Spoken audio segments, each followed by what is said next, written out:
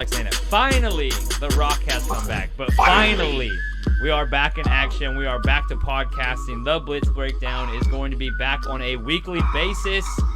Mr. Ashton Moore, Mr. newest, not guest host no more. Newest guest, the newest host to The Blitz Breakdown. I am so stoked to have you, sir.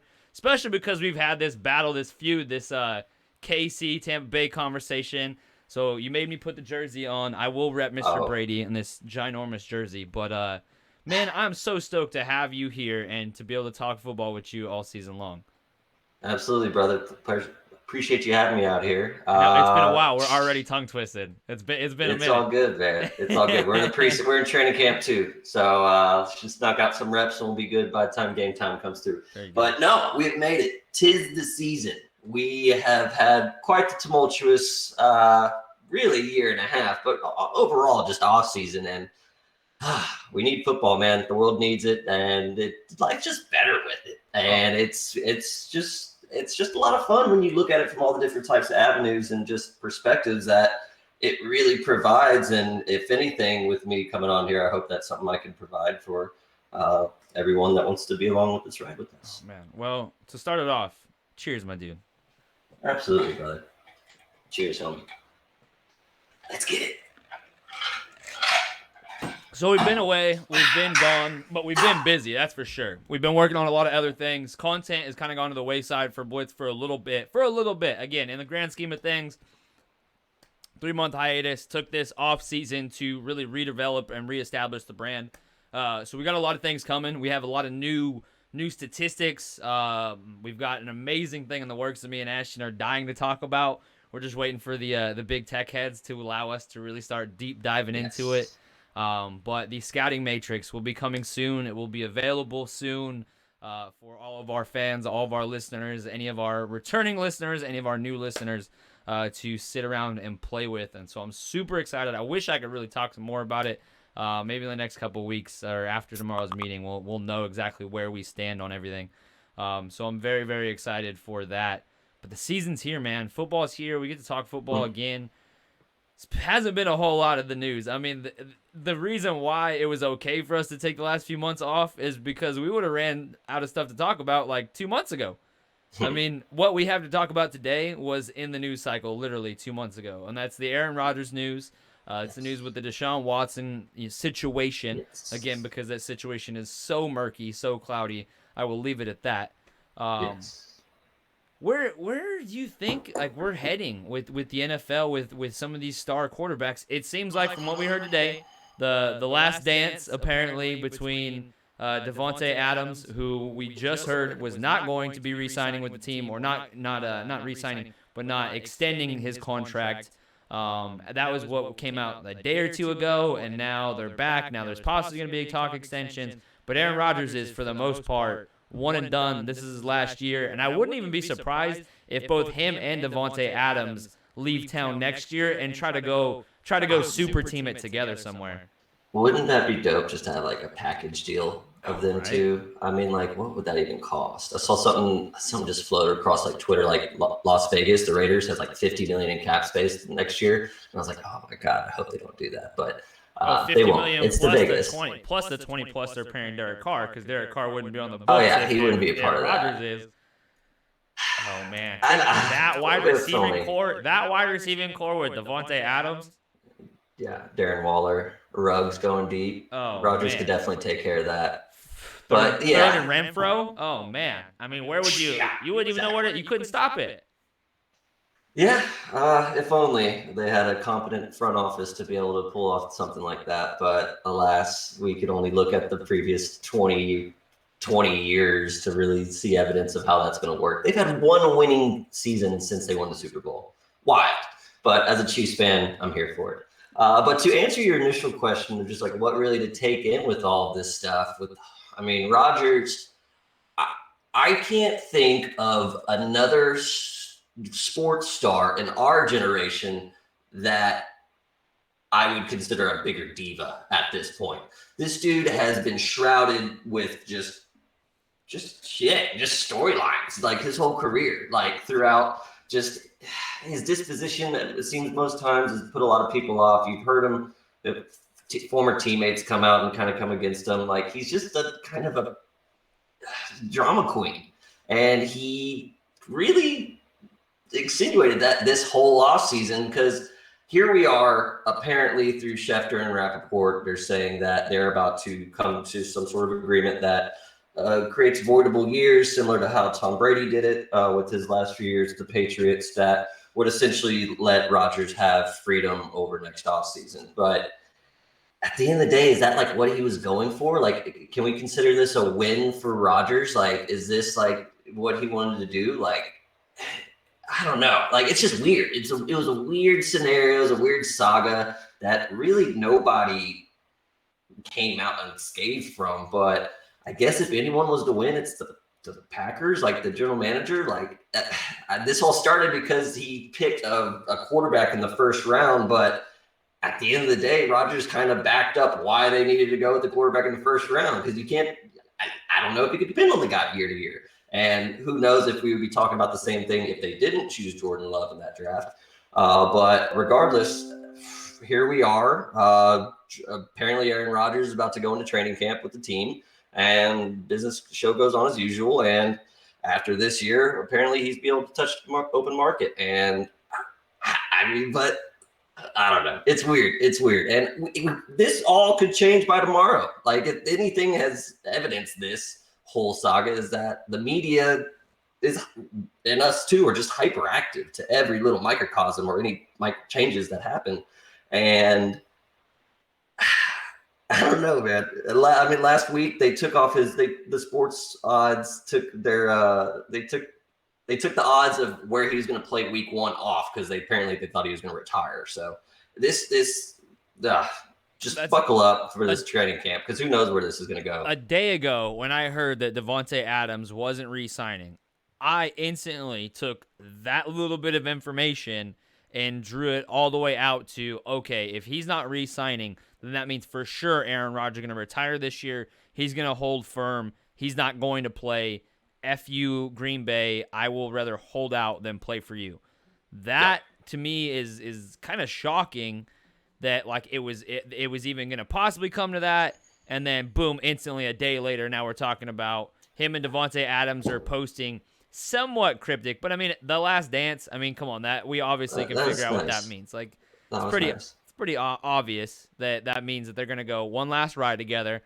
You know, go try and do it, not for Green Bay, but for themselves, for, you know. Is that what you want? Is that what you want from your quarterback? No. Oh, hell no. They should have. Right. What they so, like, why is he creating all of this? Why is he creating all think this about turmoil? It, too. They're only hurting themselves by this. Like, maybe they go win a Super Bowl this year with Aaron Rodgers.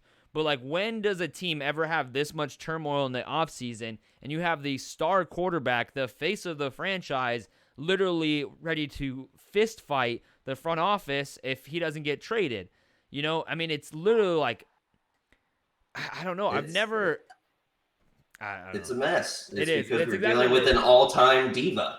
And that's what makes it so unique, is because nobody else really puts their team in these type of situations. And again, what all this to do was to make his current contract a shorter contract. Like, okay. But I don't think that was his plan all along. I think he just I think he settled for right. All right, one more year, you know. And that's the thing, though, is he's too much of a competitor, and that's what makes him so great. All right, in the grand scheme of things, if you get Aaron Rodgers for 4 or 5 more years, like who's to say he doesn't pull a Tom Brady and play till he's 45, 50 years old? But say you have, 3, 4, 5 years tops with Aaron Rodgers, who's been far more injured than Tom Brady and has had far more severe injuries, injuries that have shown to have an effect on his career with the way he's not being as mobile as he used to be, and so on and so forth. But what I'm getting at is that every year you take away from that contract, you're going to get less in return. If you're just going to accept that, like, this is over, what's one more year? You might as well rip that Band-Aid off now, get as much as you possibly can from him in the trade market, and then see what you have with Jordan Love. I mean, I would rather get Jordan Love reps than have him not play. Think about this. For sure. The longer he goes without playing, it's not going to be for the better. I know what happened with Rodgers, But the Patty Mahomes thing was 1 year, and it's not like Yeah. Alex Smith hated him.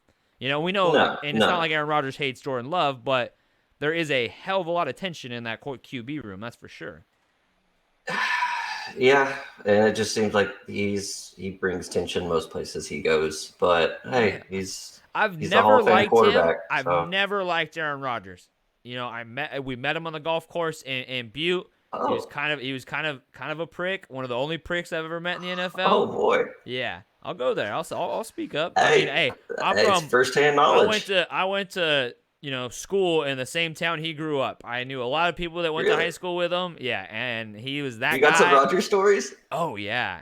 Of like him getting beat up in high school. I heard all kinds of stuff. Yeah. Tight. Yeah, it was funny. But no, I mean, just we were taking a little longer than we should. We had a big group. We're also kind of drunk on the golf course, and he kind of gave us the hurry the fuck up. And we're like, hey, it's Aaron Rodgers, and he's like, yeah, just kind of blew us off, Yeah, pretty much. In his hometown, like you'd expect to get a little love from in your hometown playing golf, but it is what it is. He's kind of one of those people. But in this situation, I'm rooting for him because he was disrespected. He has been mistreated, and to think that you have Aaron Rodgers. I know it's easier to say this after we had Tom Brady for only 1 year and win a Super Bowl, but if you have Aaron Rodgers for this long and you can't win a Super Bowl, much less go to more than one Super Bowl, what are you doing with your life? Gute Kunst, as Pat calls him, Pat Mag. Gute Kunst I'll go with that. is not good at his job. Let's be real about it. Like the flaws you need to fix from 1 year of ass whooping in the playoffs to the next year was identical. Like you didn't fix your flaws. You didn't try to do anything. So petty. It's just a petty offseason. You got rid of all of these stud linebackers that end up going and playing great elsewhere, and you can't stop the run to save your life from year to year. Like, yeah, and I mean, what was their? What did they really do to help Rodgers this year as opposed to next year or last year on offense? Was just add Amari Rodgers and bring back Aaron Jones when they didn't even need to do that, when they could have just kept Jamal Williams to do the things that A.J. Dillon can't. Yeah. I mean, it's just inefficient roster management. And I see why Rodgers was coming from where he was coming from. And like you were saying earlier, like I actually like Rodgers the most I have, like up to today, really. Because I mean, like what? Like, is this? I don't know. I was expecting something different. You always have to side. I'm not even sure what it was. It doesn't matter how much you like or dislike somebody. You always side with the victim. And in this situation, Rodgers is the victim. But he's doing it to himself. Yeah. No, I mean, absolutely, it is. If he can't help run the organization, if he can't even have, and they're not even giving him any dialogue. They've never given him input or say, because he'd be like, all right, let's draft an offensive skill player in the first round for once, just once. Like, but why aren't they giving him input? Like everyone's saying, like, oh yeah, they should, but he might just be that shitty to work with. Like I have no idea. I'm sure he is. I'm sure like, he's you great don't want to him his in those guys. meetings. I'm sure Devontae Adams loves him some Aaron Rodgers. Sure, I doubt they hang out after a year. I doubt they hang out after work, but I'm sure he loves him some Aaron Rodgers. But outside of that, yeah, I'm sure nobody likes playing with him. I'm sure he is an arrogant ass that everybody else has let us all to believe. But at the end of the day, I'm glossing over this. Apparently, they're trying to get Randall Cobb. Like that's the concession that he was looking for. Which, on the surface, like really, like that's your win. But I guess he just wants him to help out that wide receiver core. I think Amari Rodgers actually kind of fits that kind of playing style. So maybe he's just there to help him, bring him along, and really just give Aaron another target that he can depend on or feels confident in. And like that was the move that we'll see. We'll see if they even pull the trigger on that. Again, this is all media based, and the media has been stringing us along this entire process. And you don't really know who you can listen to these days besides Schefter and apparently McAfee. But, I just thought it was really interesting that this is where we are now after months and months of just – it seemed like constant turmoil. But at the end of the day, the quarterback market's most likely going to be in a much more open and attractive space after this year. I mean, because Broncos are still going to need a quarterback, it's looking like. We'll see what happens. We can get on to Watson next, but like, I mean, the Giants, like if Daniel Jones doesn't perform, when Daniel Jones doesn't perform. Right. So next year, are they potential suitors? I think the Reds football team isn't is going to be wouldn't be the Blitz Breakdown without calling it the Redskins. It's okay. You're right. I still want to call them it just because it would be like I think they're in a perfect situation for what he's looking to do. Just literally building everything around the quarterback position and just having like a placeholder until it's time to invest big in their guy.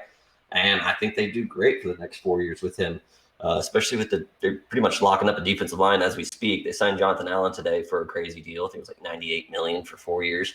So I mean, they're doing it the right way. Too many people on that defenve line to pay. But so they're in win now, essentially. Exactly. Yeah, so that's why you're perfect for Rodgers. But Rodgers going West Coast. Like Rodgers has stipulations, and I think the reason why they're going serious. Like I want to go play in Cali. Like come on, right, dude. Like, help yourself. What my big wonder is with this whole restructuring of the contract, does that mean that he's going to be a free agent after this year? Because if that's the case, and I'm not saying that is, and I'm pretty sure that isn't, because that would be the dumbest move in the history of football. I don't believe it is. I think they have control over him. Not control over him, but they're open to figuring something out for him. Because if they did all this just to get 1 year of Aaron Rodgers, 1 year in comparison to like 3 first-round picks, like. But I mean, again, these are all rumors. Like he hasn't signed anything yet at all. So nothing. In this theory that people are pitching out there, it's going to give him freedom. Especially with in the year of COVID, Schefter and a couple of these other guys have made quite a few whiffs. They haven't been as perfect as they have been in years past, and that's because they're not having those one-on-one conversations with everybody. This is all stuff through text and he said, she said, and a report. They need Indy. Anytime a report comes out, an unsourced report. Sources say. Yeah, sources say. All right, name a source. Again, that was like, who was that? What was the quarterback? Oh, yeah, that was Ben Roethlisberger today. It was like, I don't know what your source is because from my camp, or the source from my camp. Because the source from my camp is me, my wife, and my trainer. Like, and like a couple receivers. So shut up. Like half of this is garbage BS anyways, just to fill the media time slots. There's nothing to talk about right now. We don't have anything going on this offseason. Teams still don't have money to spend. So you have you have the most stacked free agent class coming into August 1st than we've ever had. Like it's not even close. In terms of just available talent right now? Yeah, available talent. There's still so many guys out there. Yeah, and I mean, we still got now that Deshaun's reporting to camp, he's an active player that is deserving his own headlines these days. And apparently, they're willing to trade now. Again, like why now? Like why is this? I don't know. I mean, everything is tied up in the legal situation, of course. So we're gonna have to see how that plays out. But at the end of the day, it's not. Don't worry about it. Still good. Like a cat. At the end of the day, when it comes to going after Deshaun, you want to fix that? You good? Nope, I'm good. I'm just holding it right here. Okay, cool. I got this. Cool. I'm afraid to move anything right now. You're good. I think. What do you think the worst case scenario here for in terms like legal ramifications? Like, have you been keeping up with the case at all? No, I really haven't. Okay. In terms of like, I could only if I spoke, I'd be speaking out of my ass right now. In terms of the legal ramifications of what's going on. If the rumors are true, if everything we've heard is true, then I feel like he should have already been on the commissioner's exempt list. So from what I know, and you could probably fill me in quite a bit, but from I know, the NFL investigation found little to nothing to really suspend him. Man, ever since this, I get similar. I'm not saying he's innocent by any means at all, but I'm getting a lot of similar feelings the same way I felt during the whole Tyreek Hill and Cristobal Espinal situation. You get, yep. In the terms of just the media has really been the driver of the negative backlash here. Whereas the actual judicial process, like the steps going on, are not really painting the same picture that we're being shown. And they just added 10 more women, or like I think it was 5 more women today, like to the overall complaint, which to me says, I guess a settlement is coming and they're trying to like hop on the bandwagon. But at the end of the day, the way that Deshaun and Rusty Hardin have been approaching this, they've been very open and upfront from like how typically it goes in these type of cases. He's like, we have nothing to hide here. Like we saw what they have to say. Super transparent. They've shown the text messages. They've showed every email. They literally have been and if you are guilty of something along these lines, or the amount of sexual harassment that they're being kind of blanketed, you know, it's weird because really, like, we still don't even know exactly the deep down details because they won't release them. So it makes it even more suspicious and even more fishy. But like, damn it, like, I don't want to like, again, I hate even having this conversation. You start drawing political lines, but I don't know. It's getting harder and harder to think that he's not going to be playing this year. Yeah, I don't like what he would have to be found guilty on a good amount of I believe it's 25 now charges from 25 different people to warrant an entire year. Like, I'm thinking maybe 6, maybe 8, because at the end of the day, what we've been shown so far, or really all that's really happened so far, is you have Tony Busby, who I don't know if you're familiar with who Tony Busby is, but he's a Houston attorney who ran for mayor last year or the year before, didn't win, and he came out pretty much swinging with this type of story. And it's just a big name superstar who has a bunch of accusations going against him. But at the end of the day, he went out of his way to create literally a media circus surrounding Deshaun Watson. And that was a big part of what Rusty Hardin and Deshaun were like really vocal and upset about, is how Busby was going to get about it. Like he was going to the police and filing accusations and going outside and be like, oh, Deshaun Watson has open accusations against him. Like, there hasn't been any actual, like, the Houston Police Department hasn't pursued Deshaun Watson, and they've really went about it in a really roundabout way to create headlines and storylines before it was time to feasibly create those. Yes, he had a case brewing, but the way he went about it just seems very fishy. It seemed very headline grabbing, very I'm back in the news type deal. And the way that Deshaun's going against it makes me feel like he doesn't have much to really defend himself against. Or like he's acting like that. Yeah. The way that attorney or lawyer has acted is like how Drew Rosenhaus works as an agent. Very sharky. Yes, very sharky. Very, very headline oriented, you know, literally just trying to do whatever they possibly can in the media to get their side heard or to win, you know, over the media, you know, by any means necessary. And it's, I don't know. Again, it's like, it's one of those things. It's messy. Like, it's messy. It is messy. And like you want to side, again, I said this earlier, you always side with the victim, like, you know, so you have to have obvious, like, if there is any actual sexual assault victims in this case, you have to feel for it. Not only do I feel for it, then I want actual legal ramifications taken out. But if we're talking just money, then you're already talking about something that gets a little fishy. If it's just the civil, you know, and there's no even hint towards, you know, an actual legal case against, criminal legal case against him. People are greedy. People are greedy. So, and I think if it was to that extent, we wouldn't even been this far. Like, if there was something that deserved settlement, he would have done it at the beginning and had them sign off an NDA, and this really wouldn't have seen the light of day, like most of these situations occur, sadly.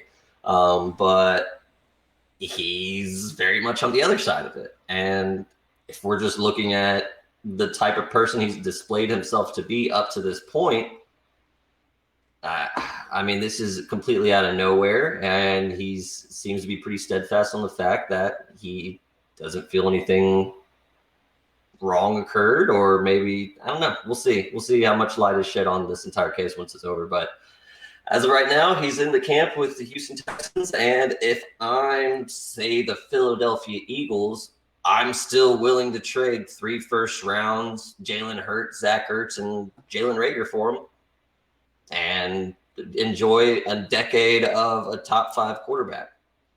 Damn, even if he's gone for 6 to 8 weeks. When you say all of those names, it sounds like so much. But realistically, they could get rid of Ertz and not even skip a beat because of Dallas Goedert. $10 million in salary cap off the books. Good. Jalen Reagor's on a rookie contract. Hurts is on a rookie contract. And Deshaun Watson's on a very expensive contract. I don't even know if they'd have to get rid of Reagor, though. I mean, just Hurts and Ertz. I think Hurts, Ertz, and 3 first-round picks. That's a lot. I mean, I know it sucks. It sucks because I think the whole Matt Stafford trade priced all the rest of these quarterbacks out because Matt Stafford is on one level, and then Aaron Rodgers and Deshaun Watson are on an entirely different level. Now, let me ask you this: if you have 3 first-round picks, who are you trading for, Deshaun Watson or Aaron Rodgers? If it doesn't matter, I know Rodgers is leaning West Coast, Denver, likely Denver or Vegas. So he's within. I'm taking Watson still, man. Like, I still think he's not as bad of a locker room threat as Rodgers is at this point. Like, if I'm gambling for 3 of the heaviest non-tangible assets you can have, I want youth and I want longevity, and by most accounts, that's what you get with Watson. I 100% agree. I think you have to go. If all of this investigate, especially think any team willing to trade for him has their own private investigator right now doing the exact same thing. Guaranteed. For sure. Oh no, yeah, and I saw in their statement that they've been very open with the NFL and like letting them know where they are, and I guess that kind of depends on how the Texans want to handle it. They can pass that information along to suitors, but at the end of the day, again, like even if this gets bad, we're looking at. I don't see it being more than a year suspension. I think Deshaun Watson minus 1 year is still worth 3 first-round picks. Yeah, you take one first. You got to take one first. You got to take 1 first-round pick. Okay, so you would go 2 rounds. You get 2, or you minus a player. Yeah, but like if you get a year suspension, but if again we would already know if there was a suspension pending, he'd already be on the commissioner exempt list. I think. Same thing that happened with Tyreek Hill is because we had all these things coming out on Twitter talking about all these bad things happening behind the scenes in the investigation. And once it was all over, like, yeah, there wasn't enough evidence to say this actually happened. And she actually was blackmailing him. And then she got into a whole FBI mess. But I say all that to say you can't trust. Didn't that girl Twitter. end up going to jail?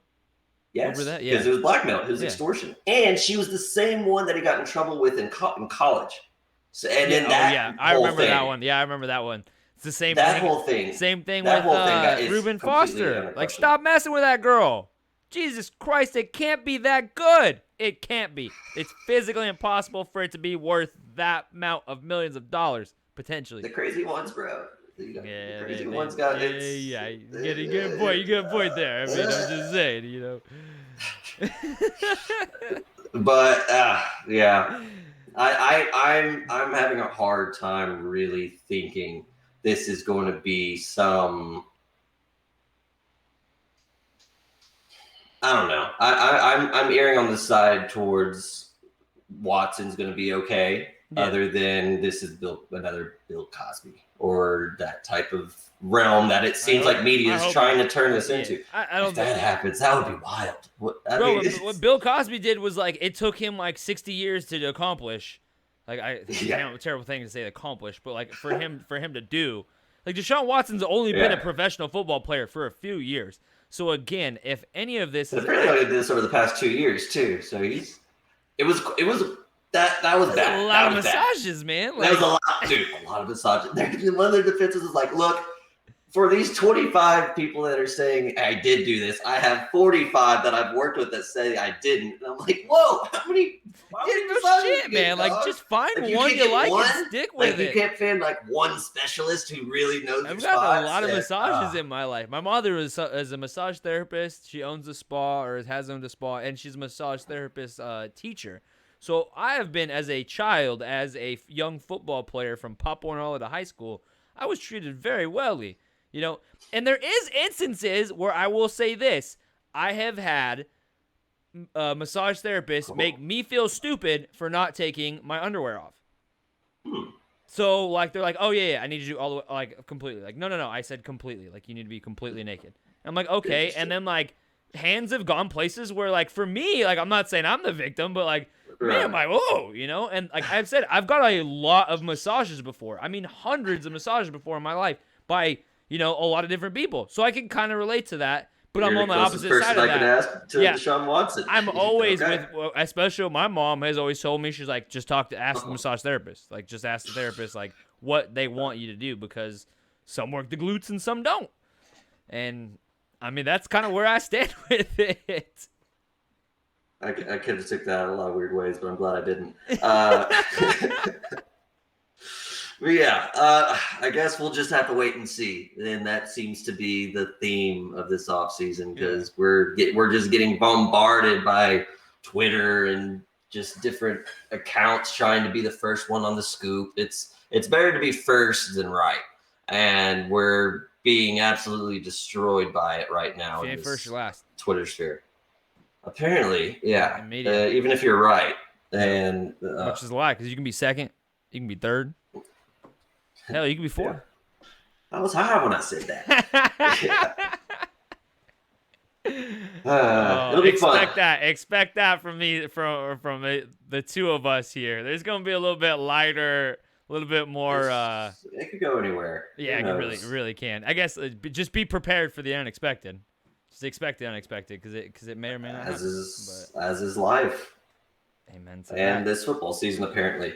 Oh, yeah. Something else that I think we need to expect, that I think really needs to be brought up before training camp officially starts, and it's already started to surface slowly but surely.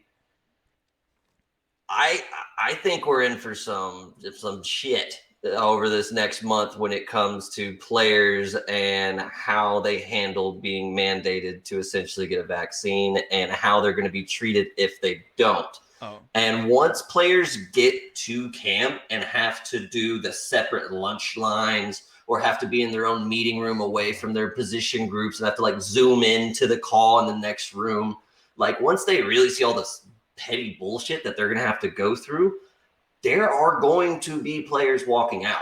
It really comes down to the quality and quantity of players that decide to partake in becoming the next Colin Vaxernick, is what I'm going to be calling them, because they're going to be coming out, dog, and they're going to be speaking their truths and their rights and saying, I don't feel that it's right that I'm being forced to do something that I don't feel it's right to have someone force me to do. And all the public pressure is going to be coming in hot. Like, it is going to be a shitstorm, son. And it really comes down to who's ready to step up. I mean, the coaches have already started, but it's going to get interesting fast, I think. Because it's going to get old fast, and players are not going to be cool with it.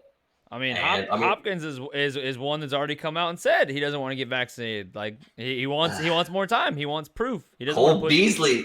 He's like, Beasley's going at his team I'm a healthy ass human being. Why should I have to worry about it? And that, like, hard to argue, especially with the cases. Again, you're gonna get us in trouble. We're talking about all the wrong things on our first episode. Just put the banner on the bottom. We'll be fine.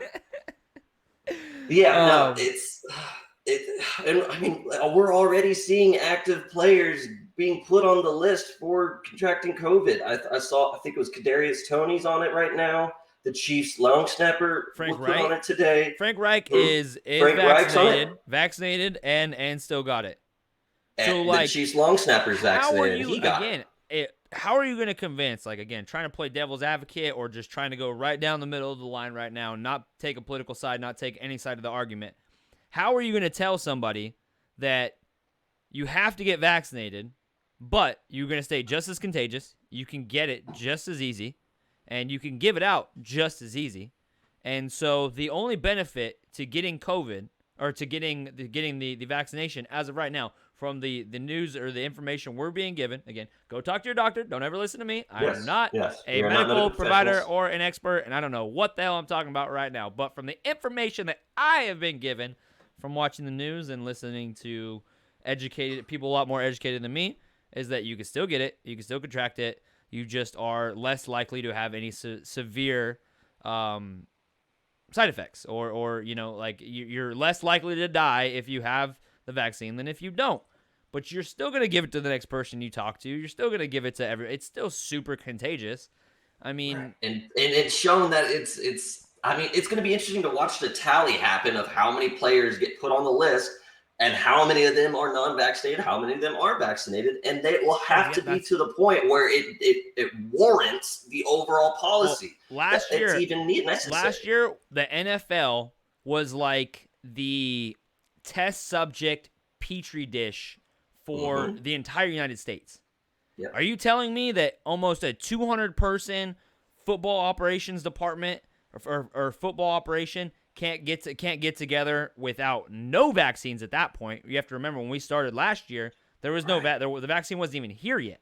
So all of these people that got together, they all quarantined. They did the best they possibly could. Some teams were better than others. You can't ever trust thousands of 20-year-olds to all be perfect. Like, you can't expect any 21-year-old to not go out and party, to not go out and have fun, regardless if they have millions of dollars and they have, all this fame and fortune to riding on it.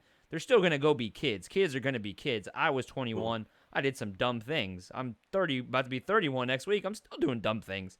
So, like, I'm not going to be upset at any team when they fail a COVID test, because especially now, you couldn't have been mad at them. You could try to have been mad at them then, but now you definitely can't be mad at somebody. Like, I just don't see this being done due to safety concerns. Like, I don't see this being because they want the players to be safe and this is to protect them from themselves.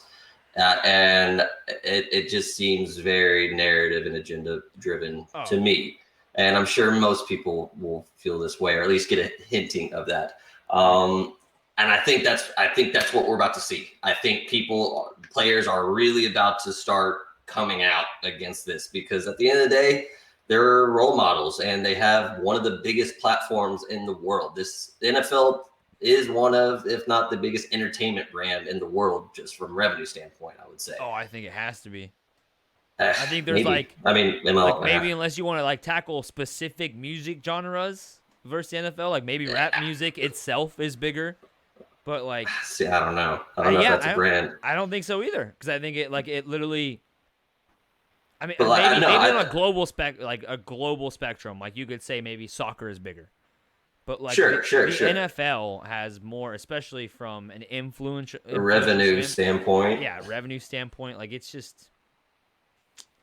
I think players recognize this, and I think they're going to use this to their own power, and they're going to try to use this as a platform to stand up against. Because as many people are shitting on them online for not getting the vax, there's people behind them saying like, "Yo, keep that shit up! Like, you're fighting the good fight." So I mean, it's going to come to a clash, and the NFL has the biggest microphone when it comes to actions and media attention. So get ready, because this is going to be a main storyline of this training camp, I think, and it'll be fascinating to see if any legitimate superstars come out against it, and if one goes, how many go behind them, and if it's big enough, will there be changes due to it? All right, I'm looking at it. Hold on, I'm trying to look at it right now. So as it sits, just about 49.7% of Americans are vaccinated. 57.4% at least have the first dose. Okay. I feel like that is going to be way lower in the NFL. Well, I saw think that there's 4 teams already that are above the 90% mark. that's probably true. I mean, especially like you're talking about Because you million. have to. If You you have to offer get up me to millions of 80, I think. dollars, like especially if I'm a skeptic of the vaccine, and you offer me millions of dollars, probably gonna get the vaccine. Yeah, Like, we have a my job, conversation. like if my job, if this job right now required me to have the vaccine, I'll go get the vaccine. If I need to go, Yeah. like if any of your jobs required you to have the vaccine, I think you're just going to say, okay, I'll go get the vaccine. Like I know a cop, she went and got the vaccine. I know, a nurse, she went and got the vaccine. Regardless, like if your job depends on it, you're gonna go get it. If the NFL tells every reporter you can't show up, you can't be credentialed unless you have the vaccine, they're all gonna go get the damn vaccine. Right. Like if your job depends on it, if there's money depending on it, yeah, you'll take that risk. It's just crazy how we've gotten to this point so fast. I know. Ugh. Football. But Anyways, football.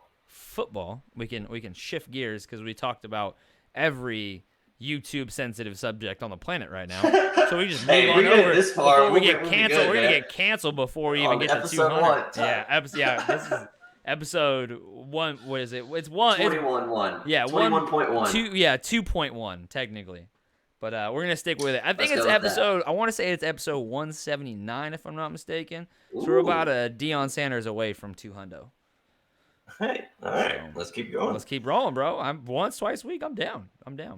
This will be a little think it'll be sporadic, fun. guys. I'm gonna let you guys know we're not setting any schedules yet. We're gonna test this out. We're gonna test the waters. We're gonna try and develop our little studios we got here. Obviously, you guys can see I got some makeshift shit going on in the background. I was putting this stuff together like right before we started. So no script, no nothing. I think we're just gonna roll with it. But so allow us to kind of develop and evolve as a 2.0 or 3.0 podcast, Yes. I guess. Grow with us. Yes, grow with us. Be along with this Hang out with evolution. us. Have a drink with us. Yeah. Just kind of come on and Responsibly. come hang out. All right.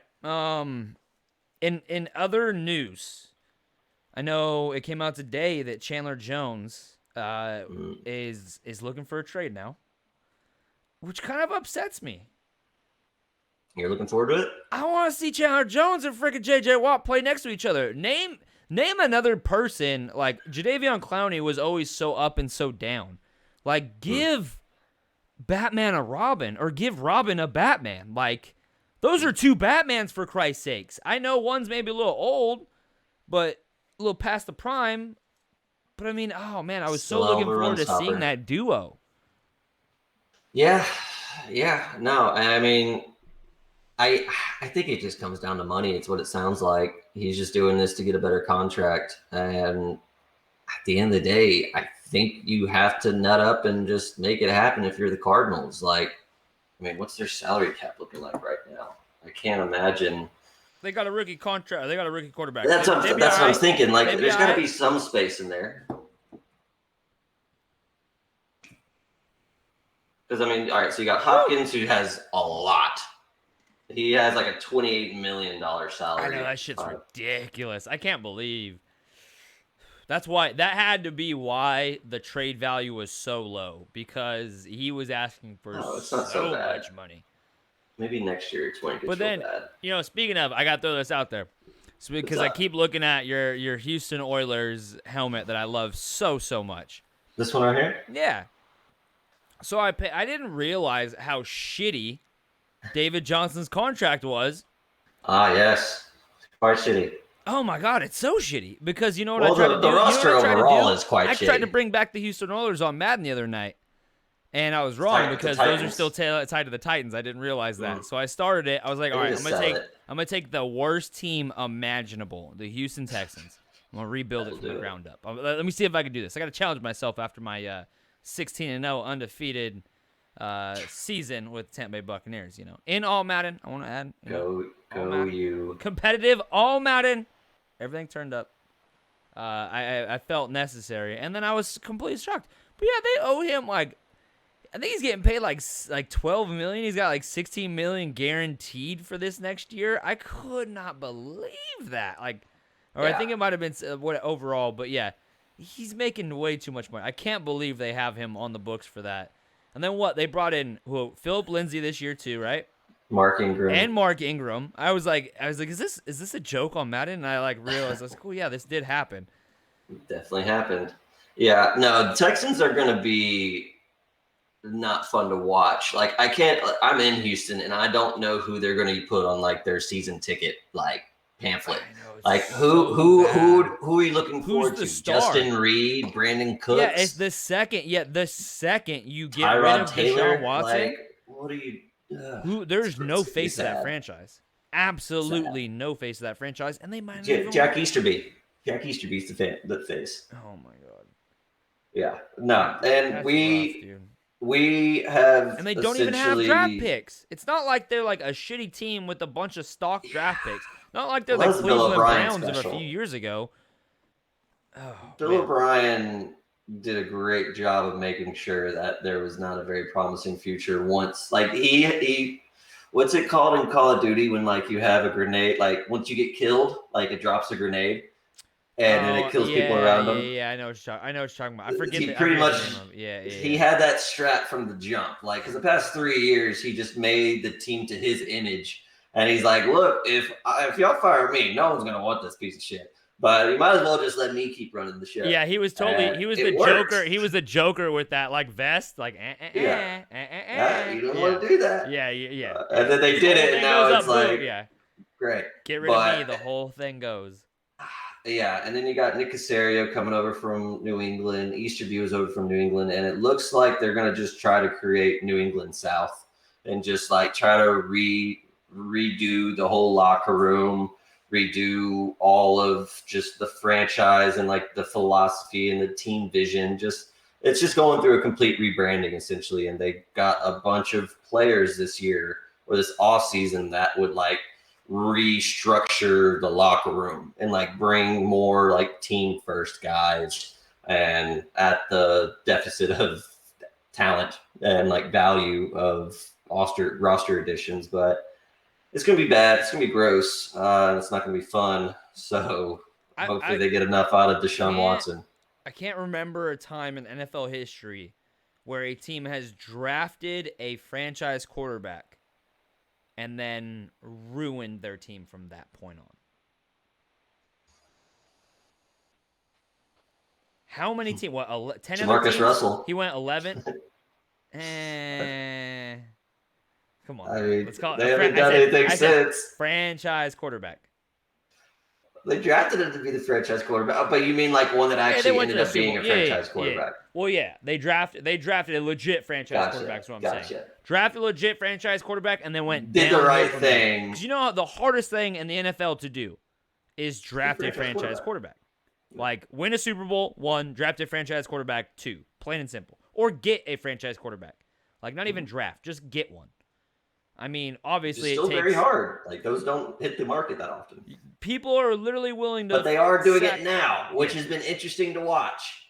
We're seeing a landscape where every year there's a franchise quarterback available in the offseason, it seems. It's true, but I do feel like Brady ruined this for everybody.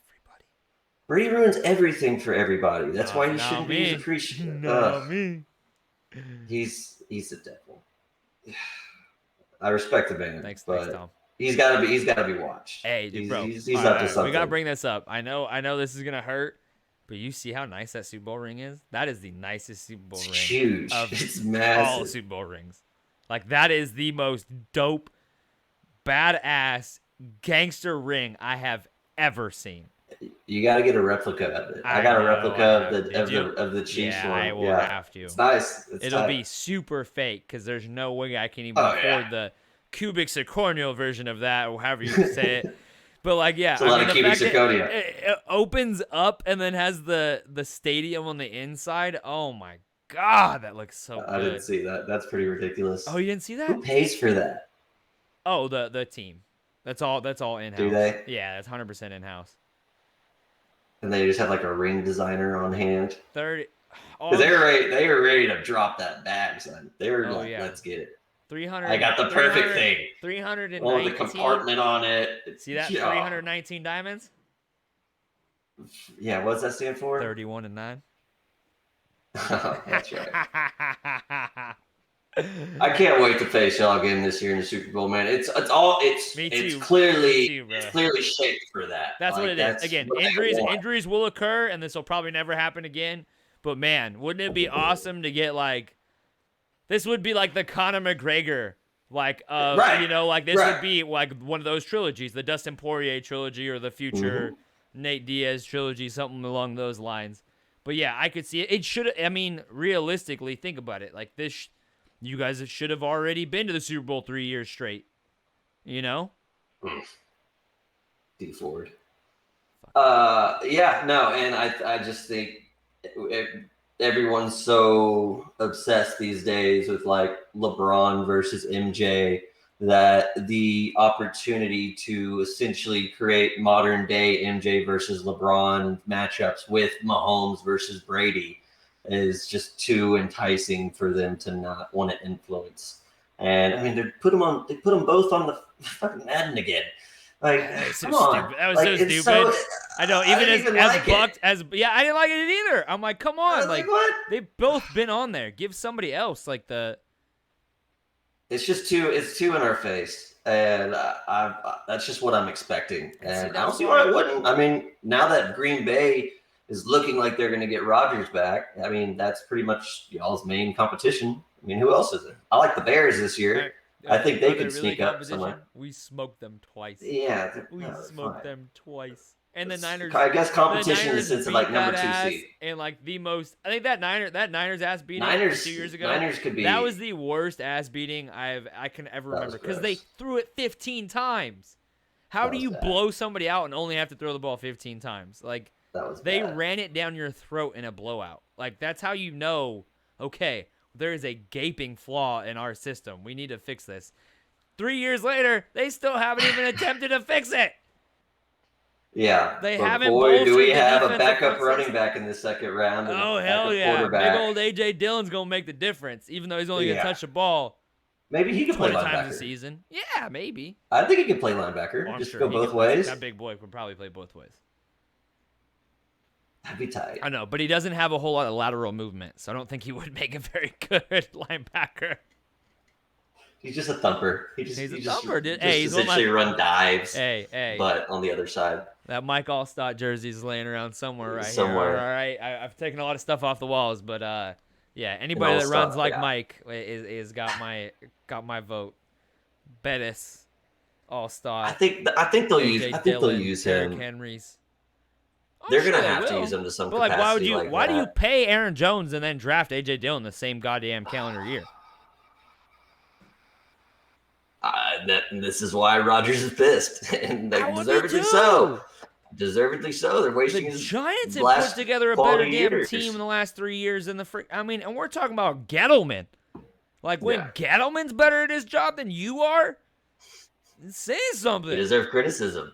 Yeah. Yeah, like- no, I guess probably, Niners. Niners are gonna probably have to be y'all's biggest competition in the NFC. Oh, I really do think so. I think it's gonna be the Niners. I think the Seahawks will always be in the mix because of Russell Wilson, but their defense is so distraught. So like, I don't think. I think they're always going to. They're just like the. I will say this. They're the Just reruns. like the freaking Green. They're just like the Green Bay Packers. They will never put enough around him to win. I think another Super Bowl. I think that's why Russ wants to leave. Do you think Metcalf takes this huge leap that everybody's expecting him to and become like a top 5 wide receiver that he seems to be projecting towards? I mean, Do you like Ridley or Metcalf more this year? I mean, Ridley or Metcalf? Yeah, Metcalf for sure. Metcalf for sure. Yeah, I'm like, why? I'm trying to mind my P's and Q's because I can already hear just Cody just sitting there and just like soaking it in, be like, yes, talk about DK for me. Talk about how you were so wrong about DK. And you said You didn't like Courtland DK at the Sutton. combine? Oh, you don't remember that? Oh, I shit on DK. Wasn't that around that was the round table. Yeah. Yeah, that was the I round love table. DK that year. That was our very first combine, wasn't it? I'm trying to think. That was the year we did the party in the basement. The attic. Was it the Was attic? it attic No. or the That okay, I'm trying to think. that was the year we Well, that did was the the same. things That was with that was Sports the same. Arena and That all was them. the same year. But remember, we had the we went. No, up because to- James was with me that year and he didn't come the first year. That was the second year. Where did we do our first event? I thought we did our first event at Rock Bottom. We did our very first event in Indy at Rock Bottom. Or did we not do an event the first year? We didn't do an event the first year. We were still SMWW. Okay, but DK got drafted 2018, right? Because they had a rookie year, and he had last year. Yes. Yes. So, yeah, I shit on our very first year there. It was the 3-cone drill. It was Cortland Sutton. He slipped. DK. I mean, DK is not, let's be real, DK is not a great route runner. He's not a shifty guy. He's not a shifty guy. It's okay. Like, you don't have to be. Like, you can do, look at Mike Evans. Like, Mike Evans rounds the fuck out of almost every route. Like, but he's longer than everybody. But he's longer than everybody. Yeah, he knows how to use his body to his, like, to fit his style of play. He's a great rebounder. So can DK. But I was higher on Cortland Sutton because of his 3-cone drill and him. I think he broke the record that year in the 3-cone drill, or for his size and his body type was like it was an outstanding 3-cone, at the very least. And so I shit on DK because his 3-cone was terrible, and Cody was very, very high on DK, and so Cody has reminded everybody. I think I'm still seeing. I don't even pay attention to Twitter, but every time I go on Twitter, I feel like I see Cody. They're all over DK. Talking about DK. No, Cody specifically. So I'm trying to, but I will give this man his dues. DK, I think, is going to have a breakout year, especially year three. Year 3 wide receiver. Again, I must be talking about Cody is speaking through me right now. So yeah, I will say DK, I think, is going to have a big, big year this year. I think he will. I think he will overtake Lockett in targets and catches and yards and touchdowns. Lockett is a does he just win how he always wins, though, and just being bigger and faster and can catch higher than you on the sideline? Or do you see him like developing a route tree to be able to become like a true number 1 option? I feel like they're going to use him more. I feel like they will more targets. Find way. Yeah, there's going to be more targets. They're going to find the way. I don't think he'll ever be a 9 route receiver. I just don't think that'll ever happen. Personally, I could be wrong, but I don't think he'll ever be a 9 route receiver. I think he is going to be one of those guys that has 4 or 5 routes, and good luck stopping those 4 or 5 routes. Yeah. Can he run the other routes? Yeah, but is he probably going to be targeted on those routes? No.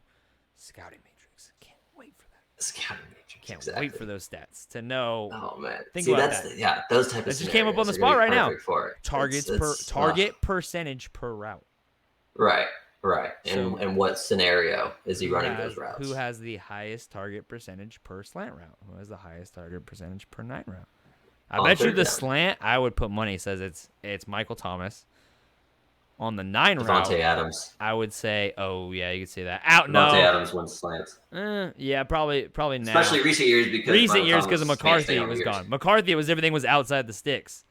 You remember that stat? It was like some crazy, stupid amount. It was like 70% of everything was thrown outside the hash mark, so it was all outs, curls, he likes those comebacks, those back shoulder. Yeah, back shoulder throws, fades over the top. Like they're just basically just heavily relying on Aaron Rodgers to be the perfect quarterback every play, every snap. Yeah, most part.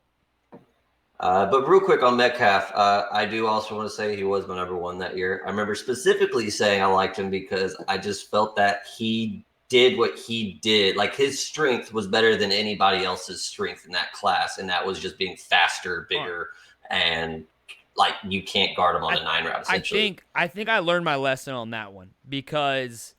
What would you do differently? No, because I was so high on Chase Claypool this year. So like there had to been some like. So now you like that archetype more. You like that type of player. No, but I mean I was always high. Like again, I think there is like. For some reason, like we all have built-in bias that we can't explain. You look at a player, like you don't know them. You don't know them from Adam or Eve. You've never met them. You don't know their personality. But for some reason, you're like, I don't like that player. You know? And so you kind of build the negative. Like there's so many things that have influences on it. And again, like that's why most of the time I watch college football, I listen to the sound or I watch with no sound. So I don't have to hear outside influence, and I can only watch what I can only know what I see. So I can't hear anybody else. But I mean, there was things to dislike about DK, but those same things that I disliked about DK, I wasn't complaining about Chase Claypool. But also, I didn't see DK in person. I saw Chase Claypool at the Senior Bowl bodying motherfuckers. Like, he won every blocking assignment. Every blocking drill, he made somebody his bitch. Like, literally, 10 yards down the field or flat on your back. Like, he made every DB out there. Like, I mean, from the good ones, the Kyle Duggars. Like, he made everybody look like shit. Like, he just bodied everybody. You're like, this guy is a different species of human being. And I think I just didn't give DK that level of respect. But then I didn't see him in person. So there's so many people you just don't know. Like, zip on the ball is one of those ones that scouts always talk about. Like, and you don't know a player's zip until you're there and you witness it in person, you know? And so I think that to me is why, like, I'll admit my biases. You know I have them, but, like, everybody has them. So at least I'm admitting mine. Like, all these other scouts in the NFL will try to say one way or the other, but they don't have any reasoning behind it. At least I can say, hey, I was wrong on this player. It was pure bias, and I was wrong. And DK, again, outstanding intangibles. Same thing with, like, Josh Allen. Okay, Josh Allen, raw as can be. All these flaws in his system, but the traits were so high that I had to be like, no, I'm taking him over Baker, even though Baker's better in every category other than arm talent or other than arm strength. Baker was better from throwing. I mean, maybe not like breaking tackles and but like, I mean, he could do everything. But what you ask of a professional prototypical quarterback, he had it all. Everything else, Josh Allen, everything that he had, Josh Allen had to develop. But I wanted Josh Allen more. So again, I always like say that if you're a scout or if you're a coach, you want the guy with all the raw traits that you can develop, because if not, then like you're handicapping yourself and you're saying you're a shit coach because you can't take the raw guy and turn him into a professional, but you can take the professional and just input him in your system. Yeah, there's easily enough talent there to make something, something out of it. And specifically with DK though, my reservation, especially with fantasy.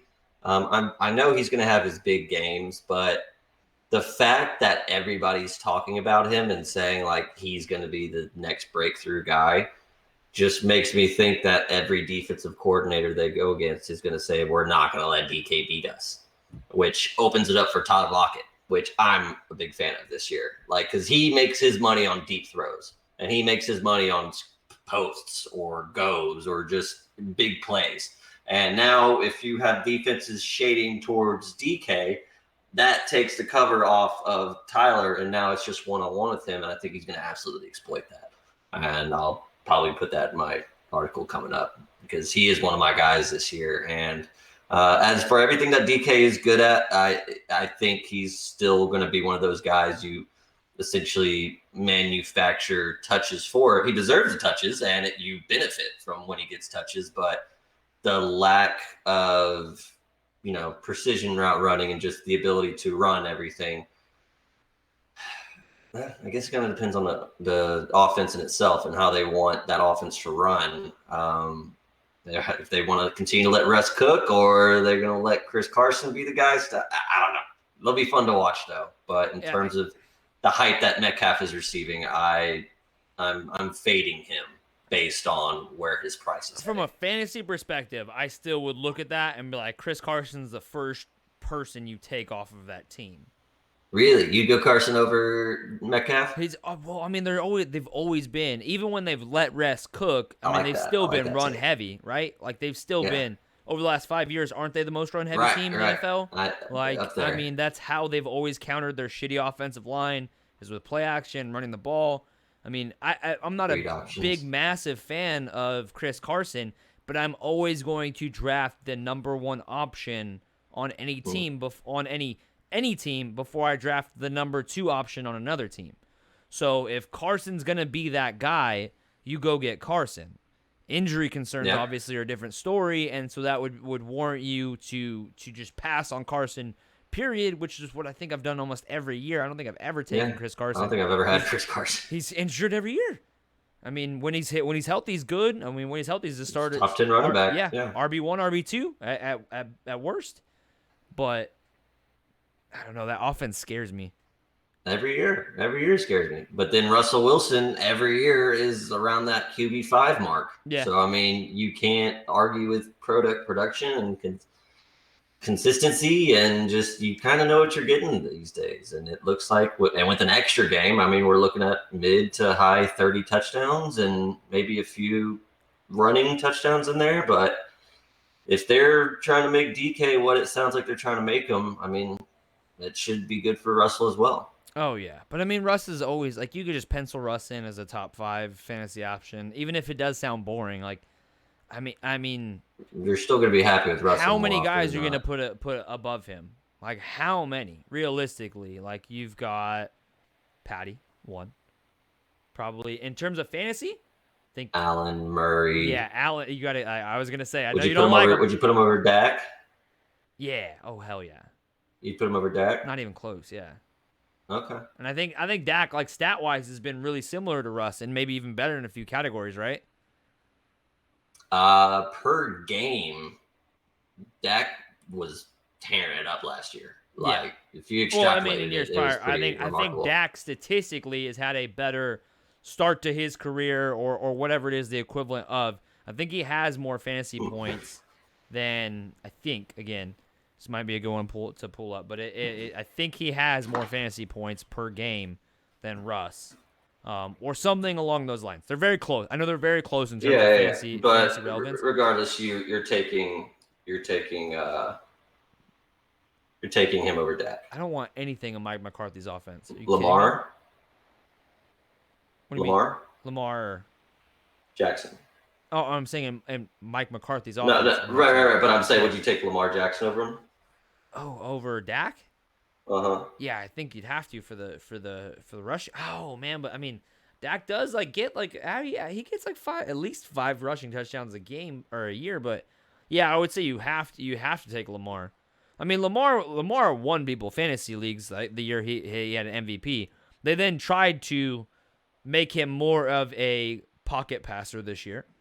They kind of shifted. They tried to see if they could try to protect their investment. Naturally, protect their investment. I think you're going to see that in the sense of what we're probably going to see from Josh Allen this year. I think we see quite a bit of a fall back to earth. There's so. This is going to be the. It'll be a season. This is going to be the Evans Odell debate of the year. Is going to be Josh Allen and his performance. I think. And there's already locker room drama stirring up, dog, and it's like one of his biggest targets. Oh man, I'm eating it up. I ain't no locker room drama, man. You don't think Cole Beasley's stirring some stuff up right now? He's arguing with this. He's arguing with people on Twitter. It's not like tension-based arguments, but I mean, we'll see. We'll see how this goes. Beasley's one of the boys of that locker room. I think he's going to be just fine. I think. Do you know, all right, I mean, again, the lowest, in terms of race, the lowest group of people getting vaccinated is African Americans. 70-some% of the fucking NFL is African American. There's going to be a lot of motherfuckers that aren't vaccinated. It's going to be pretty high. I mean, it's going to be higher than I think people are going to realize. And even if they do get vaccinated, again, money speaks, money talks. A lot of their friends aren't going to get vaccinated. A lot of the homeboys back home, cousins, family members, moms, dads, may not get vaccinated. I don't think people are going to be that judgmental. I have friends who are vaccinated. I have friends who are not vaccinated. I don't judge them. I don't give a shit. It's going to be an issue. It's going to be an issue. And it's going to be people that are taking it upon themselves to be a messenger for what they stand for. And get ready. It's coming. I agree, man. I don't even want to think about that because I'm sure. I feel like we're gonna have. We had what, 1 forfeit last year? Ooh. 1. Yeah. Who was it? Titans. Right? That's right. Yeah, they had a crazy breakout. They had a crazy breakout, and so there was 1 forfeit last year. There will not. I think what's the over-under going to be for forfeits? I feel like you would expect there to be less. What's going to dip? What requires a forfeit though? So many people have they designated that? No, but they basically said that if a team gets in COVID trouble, I don't know what the stipulations of that are, because again, testing's gonna like be the big thing. It's like, can your whole team pass the test? And then there's the gray period, because when you the day you get it, you're not gonna test for it for days. Like when I got it, I honestly didn't. I tested negative when I actually had it. I tested negative a few times when I actually had it. Yeah, dude. Because I took the test the day of, like the day or the day after, and then a few days after, and then it was a few more days until it actually showed up. So, yeah, teams with outbreaks among unvaccinated players will be at risk of fines. So, why? But if there's outbreaks among vaccinated players? Yeah, is that either you're fine because you play by the rules? I'm gonna go BS. I think this is what they're trying to do now. I think the way at least it's playing out right now amongst the news and the media is that you can be vaccinated, you can not be vaccinated, and you can still get it. So right, but that's not what's being preached. They're preaching that it's safe for them. It's helping their player safety, but they're not at risk. These people are going to get to the hospitalization level naturally. Yeah, it's just being used. They could get really sick. It could really suck. It really sucked for me about 3 days. Worst headache of my life. Could not get out of bed for 18 hours a day. Roughly a quarter of players have not yet received a dose. That's so low. Okay. Again, I think that's so 25%. Low. And unless we have some crazy spike come this winter, I don't know. But then again, if it comes back and we have to deal with this shit all over again, this is the new flu. It's never going away. You might as well accept it. Like, this is here to stay. If it's going to come back and it's going to be a new variant and there's going to be another new variant, then it's just the flu. This is taking over the flu. And you can't expect, and like every variant is going to require a new vaccination. And so are we just going to need a booster? But like now we're essentially saying we're going to need to start that. Yeah. And people are not going to be about that. No. Like half of everybody that was okay with one shot, like I'm one of those people. Okay, we're getting a shot or two. We're probably not going to be able to post any of like this. Every year. Yeah, it's like, I know we're going to get in so much trouble with YouTube. God. Again. We're going to have to cut this. We are not. We are not. Again. I don't know. We'll post and see. We're not medical professionals. We're not medical professionals. You don't know. Yeah. Again. It's gonna be fascinating, and honestly, if it gets to that point, we're gonna have bigger issues in the NFL season, and it's just going to become like a societal issue. It's scary. It's so scary. Because there's gonna be state like Texas isn't gonna go back. No, like Texas is gonna stay fucking governed. Yeah, we basically do whatever you do. Whatever you guys say, son. What you mean? Yeah. There's a reason why I skipped Texas, just moved straight to Mississippi, because everybody from California is moving to Texas. Everybody from Texas is moving to Mississippi. So kept going. Right here. You just skip that stage. Yep. It's probably a good move. That's funny. So I think if anything, we just need to promote or at least let the message be out there that it's about to go down in terms of just player reactions and being a messenger for their cause. And I think it's got to be a big response. I'm gonna take the opposite approach. I think it actually is going to be water in the bridge, and it's gonna get swept under. I think a lot of people. I think there's gonna be a few people that speak out on it, just because the backlash is gonna have so much to do with the bottom dollar that there's gonna be a lot of people that are not going to stand on that hill. They are Colin Kaepernick, dog. He came out and he knew that there was going to be backlash and he knew it was going to ruin his career, but it was a cause worth it. And who knows? Maybe somebody takes that stand, but I think they will die on that hill for sure, just like Kaepernick did. What if it's like I don't know. I'm trying to think of like who would be a good one and who would be a funny one for it. Like I don't even know, man. It's going to be crazy. Yeah. I wish I had a good pick for like who I think is going to be the one to do it. Because someone's going to do it. I think it's going to be a defensive player. I don't know. Beasley. Like Beasley where would Luke Kuechly Beasley stand on and this? DeAndre Hopkins have been the two most vocal people so far. Yeah. So diva ass wide receivers for you. I doubt it's gonna be It's definitely not gonna be someone in the offense or defensive line. They ain't gonna speak on it. They're gonna mind their own business. Like we all should. I will never ask somebody if they got vaxxed. It's not our business. Yeah, it's not our business. Laura Duvernay-Tardif, the doctor who quit last year to go be a doctor in Canada. Awesome. Pretty awesome. Awesome, absolutely awesome story. Like if he came out, that'd be a huge. It'd have sucked a little bit if your Chiefs won the Super Bowl. That would have kind of sucked. But shucks. I'm sure you know what. Definitely could have used him. I'm sure they would have still sent him a freaking Super Bowl ring. Oh, yeah. For doing that, I mean, that has got to be like the most selfless act.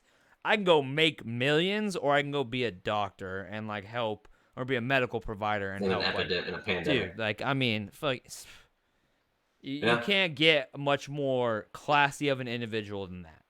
Like, and the NFL still won't let him put MD on the back of his jersey. That's such bullshit. Like. They don't care. They don't care about the players. They don't care about their safety. They care about them making money. And what makes the money right now is pushing this narrative so that everyone is leading by. They're the lead example. How about they're the beacon of responsibility. Like, if you have the ability to put MD on your jersey, why wouldn't you? You're more than welcome to. Think about the jersey. I see seniors. I see juniors. Why is that more important? Think about the publicity and the money and the revenue that would come from it. The NFL is one of those people, or is one of those companies that bad news is still good news. As long as I'm in the media, as long as they're being talked about on ESPN, that's all that's important. So how many owners do you think are vaccinated? Oh, well, I mean, most owners are over like the age of 70, so I would say probably like 70-80% of them. I'd say at least. If you're old, you have to go get it. Like, you need to go get it. Like, everyone I know in my family, regardless of their political views, if they're above the age of, 60, they've got it.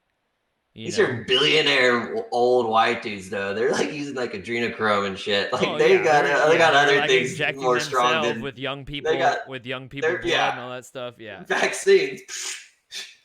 I'm just going to inject in a whole immune system. But then again, those billionaires are probably talking to the same billionaires that own the company that owns the company that made the freaking vaccine to begin with. That were told about it in October of 2019 at the World Health Summit saying, hey, if there was a pandemic next year, how would you move your assets? And if it came from this and it attacked these industries, what would you invest in? Yeah. And silly. Silly. I could only imagine. Again, we're going to get in so much trouble with this very first. Yeah, don't post any of this. Cut all this out. I don't know what note you need to do. But I don't know. It would cut with the ebb and flow of the podcast. I think we're just going to have to roll with it. But again, it is that's the thing. This is a topic that is going to impact the NFL. So for us to not talk about it is just caving. That's but fair. I mean, I'd rather us cave than not have a podcast. Get canceled on 2.1. Yeah. I want to at least make it to 2.8 or 2.9. Yeah, I'm sure. Hey. I mean, Spotify. We'll just move on over to Spotify if that's the case. Yeah. We'll just partner with Rogan. Get him to speak his truths. I didn't mean it, YouTube. Don't. Please, for the love of God, yeah. Don't. We're 10 subscribers away from being able to monetize. Guys, just hit that like and subscribe button for me, for Ashton, for Blitz. For the sake of making $1. I mean, it's not like we're gonna make money off this, but $1, it'd be nice. I'm just saying. Cents would be nice. All right, we got trying to think of what else was popped up in the news, but I mean, it's really just kind of everything has revolved around a few quarterbacks. Ben Roethlisberger decided to be skinny for the first time of his life when he was 42. I don't know what took him so long. I don't know. Why didn't he do this when he was 33? Let's be real about this. There is a Ben Roethlisberger is in shape article every freaking year. That's and I'm fair, sure they yeah. just pay somebody to Photoshop some shit because he's never in shape. He'll pack, He's if he's medium in bid shape now. right now, give him 3 or 4 weeks into training camp where he's sitting on his ass on the sidelines like he always does during training camp and never actually works hard. So the whole reason why Antonio Brown even fucking flipped the lid and went crazy like he did, I don't know. He was one of he was one of those that I loved growing up, and then once I found out his work Big ethic, Big Ben. I was a big Ben. Yeah. Anybody who's a little husky, a little chubby, a little fat, and can still do the job just See as well. themselves in Big Ben. Oh man, yeah, not me. Obviously, I'm the opposite. Like I'm the skin and bones, baby. But like yeah, I always like seeing big guys be able to do little guy shit. I want by the time Ben Roethlisberger retires, I feel like I've been saying this for years because I've been wanting it for years. I want Will Ferrell to be in a Ben Roethlisberger biopic because he plays football like I would imagine like a Will Ferrell character would be at quarterback, like just shrugging off people, like tackling him, tearing his ankle, fucking up his knee, needing Tommy John surgery, and still just chunking it down the field. And Chase Claypool's down the field. Plexico Burris is down the field. Like he's always going through shit. And he's getting in like motorcycle accidents and he's getting in trouble with Hooter waitresses. Like it's a perfect Will Ferrell, like just shithead. But he plays quarterback. And oh my God. He looks like him. I mean, it would be great. He's built like him. That would be the greatest. That would be the greatest football movie since Waterboy. At least. Yeah. That's great. I'm not gonna lie. Like I can only imagine. I've always wanted. Like he's literally done every other sport. He did a soccer movie. He's done a NASCAR movie. He has not done any football movies. He's done a basketball movie. I mean, what else? He's done. I mean, there's not figure skating, football. Will Ferrell as a football quarterback. Oh my God! It would make it like a Dewey Cox, but like Ben Roethlisberger, like in comedic Will Ferrell fashion, just like allow like Ben would have to be like, all right, you can shit on my whole career, just go laughing on the legacy of Ben Roethlisberger, but still giving him props for his accomplishments. Like he's still a Hall of Fame quarterback. Yeah, you guys show the Super Bowls right off the bat, and then you'll show the car crashes and the bathroom incidents but I want to see Will Ferrell be drunk Ben Roethlisberger. Really badly. God, it would be just so great. That'd be hilarious. Even just like loosely based. And then just like shrug it, like just I could see him just like shrugging people off in like the backfield. And it's like talking shit as he does it too. First down. Like it'd be great. Just I'm gonna start a GoFundMe. I know we need at least the Funny or Die skit. They still do that? Is Funny or Die still a thing? You remember Funny or Die? Yeah. Was it like I think Funny or Die might have like changed Landlord. to something else. Yeah. Oh my God. What was that? Pearl.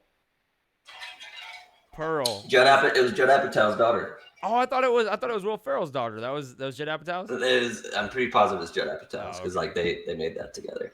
But yeah, bring back funny Will Ferrell. It's been a while. It has been. That would be so good. And I think it'd be a great story. Oh man. I want to learn more about Ben Roethlisberger in a comedic fashion. He's the only quarterback that you could have the story be in, like portrayed in comedic. If Kurt fashion. Warner gets a bullshit movie that looks awful, we at least deserve a Ben Roethlisberger. Did he? I didn't know Kurt Warner in a movie. You haven't seen Kurt Warner's new movie coming out? No. Looks terrible. It looks like it's like going to be a Hallmark release, but it's a full-on, like Dennis Quaid's, Dick Vermeil, the guy from Chuck. You remember the movie Chuck? Or the show Chuck, where he's like a spy. I don't remember his name, but he's Kurt Warner. He's like 45, and he's playing him as like a 25. It's gonna be bad, but that's coming to a empty theater near you. Oh God. Yeah, like even the stills are bad. Like American Underdog. Yeah. Man, that's my boy though. Remember when Kurt Warner called me? Woo! Dude. He's a good dude. You Blitz listeners remember when Kurt Warner called me? Because I talked about that shit for like a year straight. He should have. he should have done it sooner. It's my only complaint. Love that he got a movie. It's a dope story. I mean, he went from bagging groceries to balling in the NFL, winning MVPs and Super Bowls. Like, it doesn't get any better than that. What's his fucking name?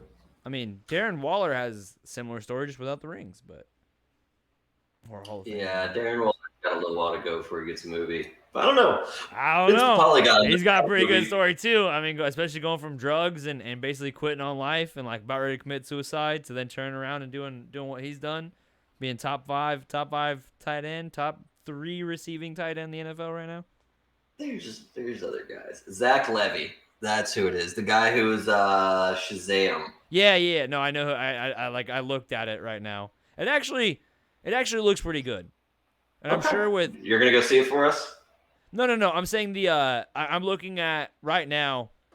I don't know if I could screen share, if I should screen share, but I'm looking at the side by side frame of what it is. Hell, I'll screen share. We can't get taken off for that. That's not bad. I would say that looks pretty good. Right. That's a good one. That's not bad. But what about that third picture? How does that make you feel? That one? Yeah, open that one up. Why does that is look like an fat? NFL sideline? Yeah. Does that?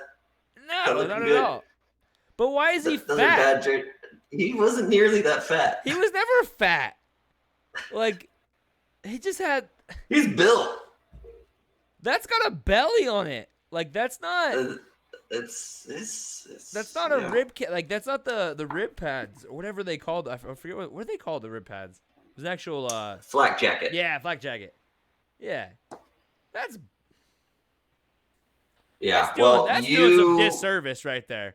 I'm gonna need you to take it from the team and go watch American Underdog. This is what I would expect Will Ferrell to look like in Big Ben's freaking video. Oh, that's too funny. We need it to happen. Oh, man. I know. Oh, I love it. Oh, all right. Poor Kurt. Anything else? No, man. I mean, we've gone way. We've gone a bunch of ways. We don't have any structure to this. We don't have to go an hour. If we want. I mean, it's up to you. But my whiskey glass is empty. So I mean, we might as well. We're a minute and a half. We're 2.5 minutes from 1:30. So all right. How about we'll do this? We're gonna have a little bit of tradition here. We're gonna, like I said, we're gonna rebrand and revamp. Yes. But hot take time has always got to be a part of the Blitz Breakdown. And so for the first Blitz Breakdown back after our long hiatus, the season's coming up. Episode 1 of 2.0. What you got? You got anything? We kind of already touched on it, but I think my big one this year is going to be that the Bills and Josh Allen come back down to earth and fall off from where they were last year. And I just think it has to do with teams figuring out how to best play them. I think they got a little exposed in the playoffs against the Chiefs a little bit. I think it's going to be interesting. I think it's going to be interesting to see how it goes. I mean, are you expecting him to improve from 69% completion? Do you think this is who Josh Allen is? His trajectory He's a 70% from rookie completion. Year. Don't tell me that his trajectory He's from improved. rookie year hasn't gone like that. Absolutely. Better than anybody we have ever seen, personally, that I can remember from a quarterback development standpoint. From being bad to getting good.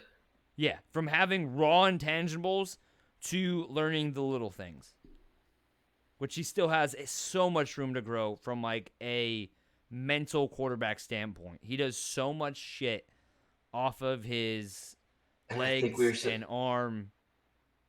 And I think we were saying the same thing about Lamar Jackson last year, and I think the same thing before Patrick Mahomes the year before, and just you saw their statistics. They went in the same draft class. Like, let's not forget that. One Lamar Jackson and Josh Allen. Yeah. And then Lamar started off very hot. Yeah, and with then his got legs. really good with his second year. With his legs.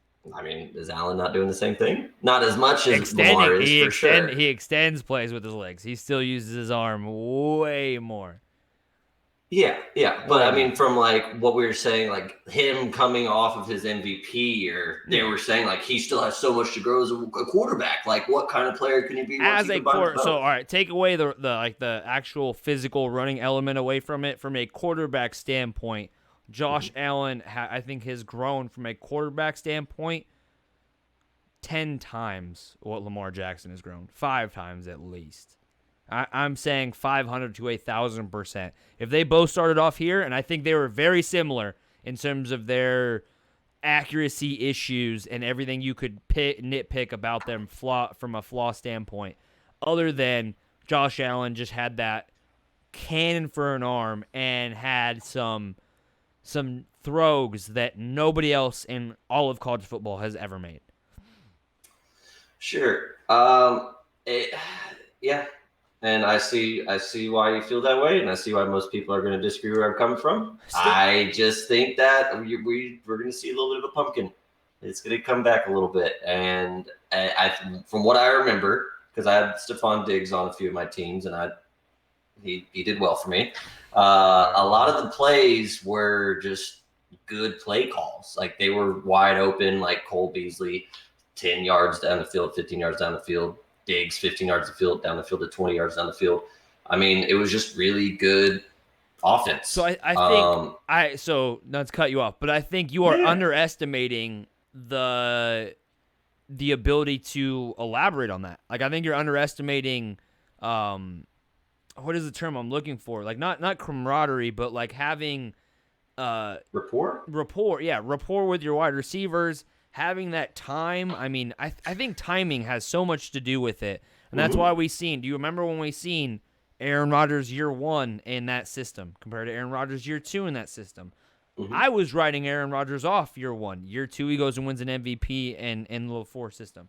Year 1, he looked like, oh shit, Rodgers is done. Like, that's what it looked like. Brady didn't look so great. I mean, look up and down. And then after that bye week, I mean, look at the difference between Brady. If I'm going to give Brady, again, we're adding one player to Buffalo. We talked about we added Stephon Diggs. So you're talking about one extra year with Stephon Diggs. But Stephon Diggs, I think, makes that offense so different in comparison to Brady knows every play from every freaking playbook. Yeah. It's just different terminology. But I think being able to get on that same rhythm, that timing, I do think Allen's going to be better. I don't know if I think his stats are going to be similar. I don't know if they'll be better. I don't know if they'll be much worse. I'm going to say they're going to be within like 10 to 15%, similar to where they were, minus or positive. I think it's going to be really close. Okay. I don't think there's going to be the type of player he is, what we saw last year. I do. I really do. Okay. I think in crunch time, I think he's got that Tebow in him, dude. I think he in crunch time, I know that's such a weird thing to say, but you know what I mean by that clutch. He's so clutch. His rookie year. Remember his rookie year? He would rather run it. Last four games. It was his rookie year or the second year? Because this is what he's on his third, coming into his 4th year. So his rookie year, his rookie year, because he started almost every game. So his rookie year, I think the last 4 or 5 weeks of the season, he was the number 1 quarterback. From a fantasy perspective, it was I'm almost certain it was his rookie year. He came in, but I know it was him heavily running. But I'm just saying that man will get the job done in fourth quarter situations. When has he ever folded? When has he ever like hands over his face, just embarrassed because they couldn't get it done? No, in fourth quarter, that man is so clutch. I mean, in where he has to be clutch in the red zone, hasn't thrown a single interception. Like, is it what, 27 or 40? It was like 27-0 in the red zone. Yeah. I mean, it's just in the clutch scenarios, in the clutch situation, he has performed. So I can't think or assume that he isn't mentally strong enough to not keep up. Yeah. But I don't think it's necessarily him keeping up. I think it's defense is catching up. Catching up. And you know what? You could be 100% right about that. So... But I mean, I'm just following trends of what we've seen the last few years. Like, the quarterback that blows up out of nowhere typically comes back down. Yeah, and I think Herbert will be that quarterback this year. I think he'll come back down a little bit. I can see that. But I'm pretty high on Herbert. Yeah, I like Herbert. I think he'll definitely have that rebound you're talking about with Josh Allen this year.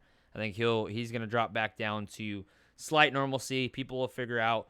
Obviously, if you looked at that Bucks game, obviously the safeties did not know they had to stand an extra 5 feet back or 5 yards back because that man can throw that ball that far, that hard with that much velocity. Yeah, he's quite talented. Arm strength wise. Again, there's another recency bias. I knew he could make all these or not recency bias, but just bias. Like, I didn't like him.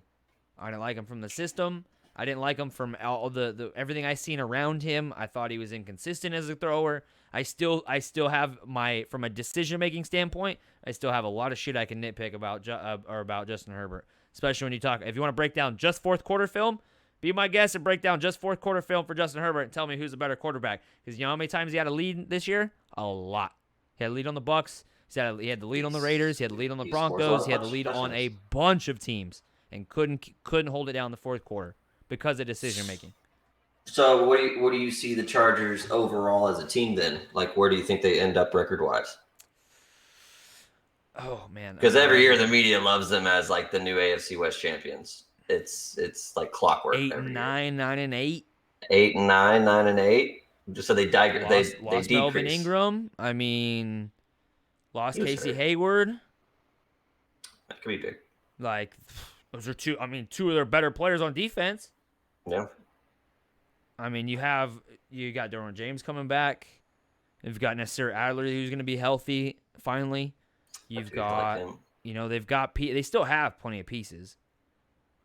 Yeah, I think they end up around 10. I don't see that offense really falling off too bad. And I think I definitely see more interceptions. But in terms of scoring, I don't think Eckler's the workhorse running back type of guy who, like, you give the ball 20 to 25 times and he leads the team in touchdowns, and I think he does just as much damage in the air than he does on the ground, and that looks good for Herbert. Yeah, I mean, they really did. They made it.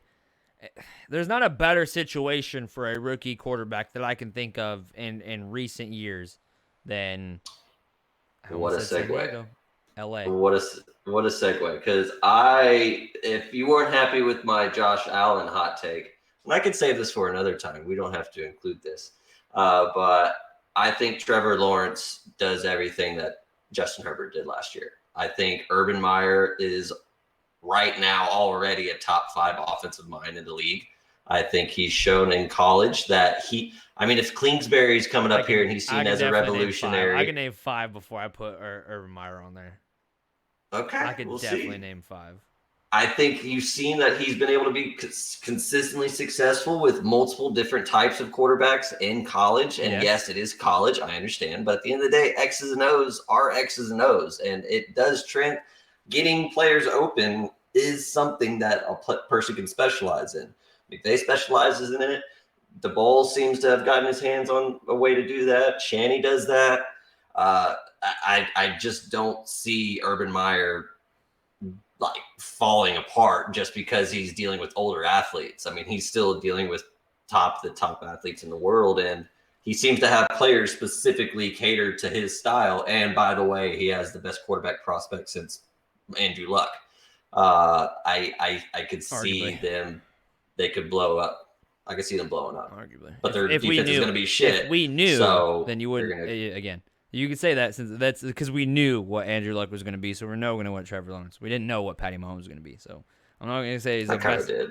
I tell you definitely did. You bullshit. You definitely did. On this show, yeah. You came out before Patty times. Mahomes had even made a single throw in the NFL. After he got drafted, before this even week 1 had even started. We'll go back. We'll find that shit. We'll find the quote. Yeah. You were the only one who was on that Patty Mahomes train as hard as you were. There might have been some people, but I don't know, and I never heard anybody on ESPN or NFL Network or Fox Peter Sports. Schrager is the only other one. Yeah, you know what? Schrager did, but it wasn't on my show, so it doesn't count as much. Fair. Yeah. But still, yeah, you were on it. But again, if only we knew what we didn't know, because I didn't know. I'm not gonna act like I knew. I was like, I like that guy. I remember saying he's the next Aaron Rodgers. You called him, and everyone started laughing, and I was like, I don't think it's that crazy of a take. Like, I don't get it. But It's kind of great. I mean, to be like, yeah, we he's found got out to be the by greatest of week all time. 2 against the Steelers when he just went off, and everyone was like, "Oh shit, this guy's gonna be good." I was like, "Yeah, welcome to the show. It's gonna be so much fun." But yeah, so I'll stick with those two. I will Those are say my this hot takes about Trevor Lawrence. Not about the Jags. They're still the Jags. They're still the team that got the number 1 seed. So you better expect, number 1 pick. huh? No, yeah, number 1 1 pick. overall pick. Yeah. Number 1 seed, the number 1 pick. Whatever. Same, totally different. Same. That team hasn't got a whole lot. Like, who do they bring in from free agency wise? I know they got healthier, but like Sharks there. I mean, TNA's pretty fucking good. Hey, like he's so nice. That's just another piece, exactly. And I think they're gonna use TNA in like they have 2 Percy Harvin types or Curtis Samuel types. Like it's gonna be him and Chenault, where they're just gonna be drawing up little things for them and just little spots and little manufactured touches and getting the ball in their hands. And I'm just very confident that Urban Meyer knows football at an elite level. Or he could just be a complete scam artist and scam me and the Jacksonville Jaguars and all of ESPN because they've been putting him on every chance they had, and he's just a good talker. I'm gonna say you're halfway right. I think that they are going to make leaps and bounds from what they did last year. Okay. Partially on his play calling and his ability to scheme up specifically to the amount of talent he has or the type of talent he has. That's one. The 1.1 of that, or the subcategory of that, is that nobody knows what Urban Meyer is going to run. So for this entire first year, just like any time you have a rookie quarterback, like nobody knew what the Chargers were going to run this last year. Right. Nobody knew. And they ran a lot of gadget plays. They ran a lot of plays that were misdirections and misreads, and we're going this way. No, we're not going that way. We're actually throwing over here. And then when we think we're throwing over here, we're going to throw over here. So they did a lot of stuff that was gadget-like to make Herbert look better than he was. They will do the same thing with Trevor Lawrence. The difference is Trevor Lawrence is exactly what you said he is. He's one of the best prospects come out of the draft in the last few years. But mental fortitude. This man has never lost a game. Yeah, I mean, he has been spoiled rotten in football his entire life. What happens when he gets punched in the mouth? What happens when he's not on the most talented team that he's ever played on and not the most talented team? Because every team that he faces is going to have more talent than him. Every single team he faces is likely going to have more talent than him. Besides the Texans, who he plays twice. Yeah, that's true. Well, is Deshaun Watson going to be on that team? Because then it's definitely going to be audible, because Deshaun Watson masks a lot of shit. And then they're just going to be in shootouts because the Jaguars don't have a defense. And that means they're going to be scored on a lot, which means that they're going to be throwing a lot, which means he's going to get a lot of points. One of the things that happens. Trevor Lawrence is going to throw a lot of interceptions. Yeah. We'll have to see. Yeah. I wouldn't be surprised if he goes like 30 numbers. Low. Oh, he barely. I mean, he did not throw a whole hell of a lot. He's a great quarterback. Like, I think it was like 3-1. It was over. I want to say it was over 3-1 ratio in college. Well over. I mean, we're assuming that he's going to regress just because players around him have gotten better. No. Yeah, no. The most interceptions players around him have gotten better. Yeah. Okay, so if you're going from Clemson to any NFL team, I'm sure the surrounding talent has got better. But then the opposite side of the ball has talent that is way better than the talent you have, which is something Trevor Lawrence has never experienced. He's never had less talent than the team he's faced. That's what I'm worried about. Now, I'm saying, like, I'm not going to call him whatever I'm going to be portrayed to say. Like, I'm not calling him a bitch. I'm not saying he can't handle the mental fortitude of losing. I'm saying it's going to be a fucking an adjustment to get to that point. I don't think he's going to come out the gate week 1 just dominating the league. I think he's going to win a game and lose a game, win a game and lose a game, and they're going to be a 500 or a sub 500, around 500 team. I'm going to say it's going to be that's pretty drastic improvements. It's going to be a huge improvement. That's huge. Look at most, teams that have the They number need one a overall tight end pick. bad. I hope if you have the number one overall pick, you better go 8-8 or 8-9 the next year. Yeah, especially if you spend it on a quarterback. But like their weapons, as is DJ Chark, Marvin Jones, Laviska Shenault, and depending on what they're gonna do at TNA at TN. That's a and, That's a B James wide Robinson. receiving core at best. Yeah. I mean, there's not one of those guys. Not a Shark fan? Oh, I like DJ Chark, and I like Marvin Jones as a number 2 wide receiver. Mm-hmm. There's so many teams that have 3 wide receivers that are more talented than that. But how many of those teams have a more talented quarterback? Just pure talent. And we're seeing it's not as difficult to translate to the pros early. Yeah. If anything, teams figure out the young quarterbacks. Like they burst on the scene, do well, and then defenses kind of figure out, all right, this is But it always takes a year. It always takes at least a year. So to figure them out? Yeah, to figure out a quarterback, figure out a system. It typically does. Right. Like that's why I think the Niners, and this is totally like going left turn on here. That's why I think when the Niners eventually transition to Trey Lance, the NFL's fucked because nobody's gonna know what they're gonna do. They're gonna have an entire offense built that nobody's ever seen before. Like he might be their best power runner already. Oh yeah. Oh, from a quarterback standpoint, second to Josh Allen, but don't question my boy. All right. There's a difference in size between Trevor Lawrence and freaking Josh Allen. Yeah. Speed-wise, I mean, Lawrence might have him. Oh, I think he does. I would say he does. Yeah. I don't know. You might be right. How many be a better? I mean, especially because Josh is so tall. I mean, Josh breaks tackles like who else in the NFL at the quarterback position is going to body Aaron Donald? Like who's gonna one-arm shove Aaron Donald and break a tackle? Nobody breaks Aaron Donald's sacks. Nobody. So I don't know. I think or Trey Lance. All right, we're looking at okay. So Justin Herbert last year went 6-9 with a 66.6 completion percentage, 4,336 yards, 31 touchdowns, 10 interceptions, 332 fantasy points.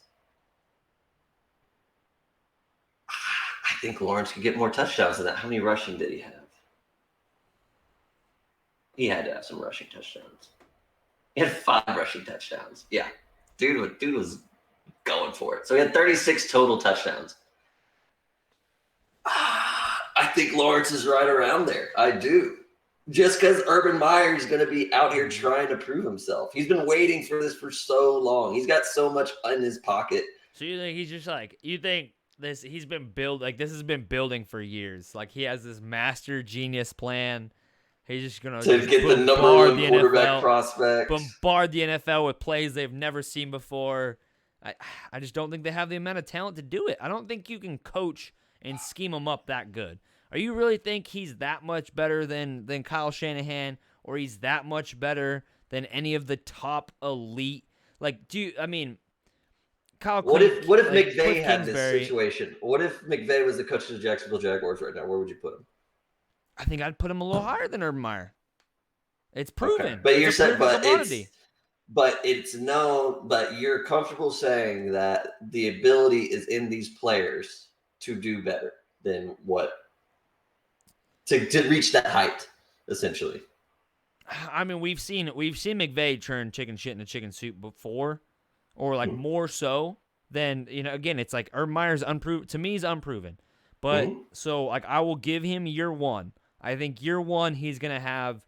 Like, I think you're right. He's going to come out on the scene. He's going to be a breakout star of a head coach, and it's going to be goddamn. It's going to be one of those. Like, he will, stir some shit up in the NFL and have some play callers going, all right, what is he doing? All right, how did he do that? Yeah. Like, what kind of play was that? Like, same thing with, like, that tight end jet sweep that your team did for a few years ago with Kelsey. Then like the little flip, and now everybody does that. Yeah, then everybody did it, and it now it's already gone. You didn't even see, you barely even seen it towards like the end of this year. But it was like, everybody, it's a copycat league. You hear it a million It's a times. copycat You league. hear it every day on Monday, during the season. It's And a he's the copycat fresh league. voice. He's the fresh voice and the fresh brain on the streets. Yeah. So I'm going with that. I think the new faces typically succeed quickly. I do. Now, how long that lasts exactly. is That's where I'm with you. different. I don't know how long it's gonna last. Year 1, he's definitely going to burst out on the scenes with some shit we ain't never seen before. Travis Etienne's going to be doing some wild shit on some manufactured touches, and he's going to break off some big plays, and everyone's going to be like, whoa, look at this offense. Oh, Trevor Lawrence, he's doing it with his legs and his arm. Do you think Travis Etienne is better Rookie of the year. Rookie year than Alvin Kamara? Ooh, I want to see Alvin Kamara's rookie stats. I would say off Do you think, bat. all right, just career-wise, do you think Alvin Kamara is going to have a better career, or do you think that Travis Etienne? I think he has every that's bit what the I see potential when to I be. see Etienne. I see a lot of He is, Kamara. yeah. I don't see ultra shifty. I don't see crazy Barry Sanders type juice. No. I see a lot of one cut. I see a lot of really, really clean running back in terms of efficiency, how he like his footwork, his movement, how he can get slim. He can run between the tackles. He can run outside the tackles. He's kind of this like all-around 3-down back. But I don't think Travis Etienne is great at one thing.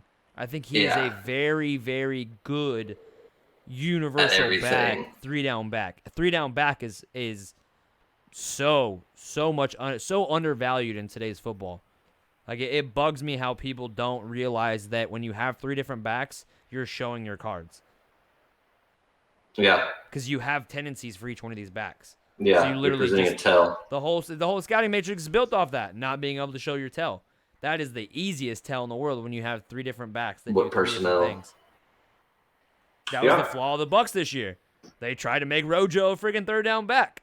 It's like when you look into those stats and you see how bad. I think it's like something stupid how bad the completion percentage was to the running back. For Brady this year, like through the scouting matrix. Yeah, it's because Rodger couldn't catch a goddamn ball. Hell of a one cut. So to answer your original question, I don't think he has this type of year. If he does, I mean, he's going to be rookie of the year. What was the stat line? Rushing 120 rushes for 728 yards and 8 touchdowns. That's good for 6.1 yards per carry. Targets and he had 81 receptions on 100 targets for 826 yards. Yeah, he had like touchdowns. A 1,500-yard season or some shit like that. Like I remember his that.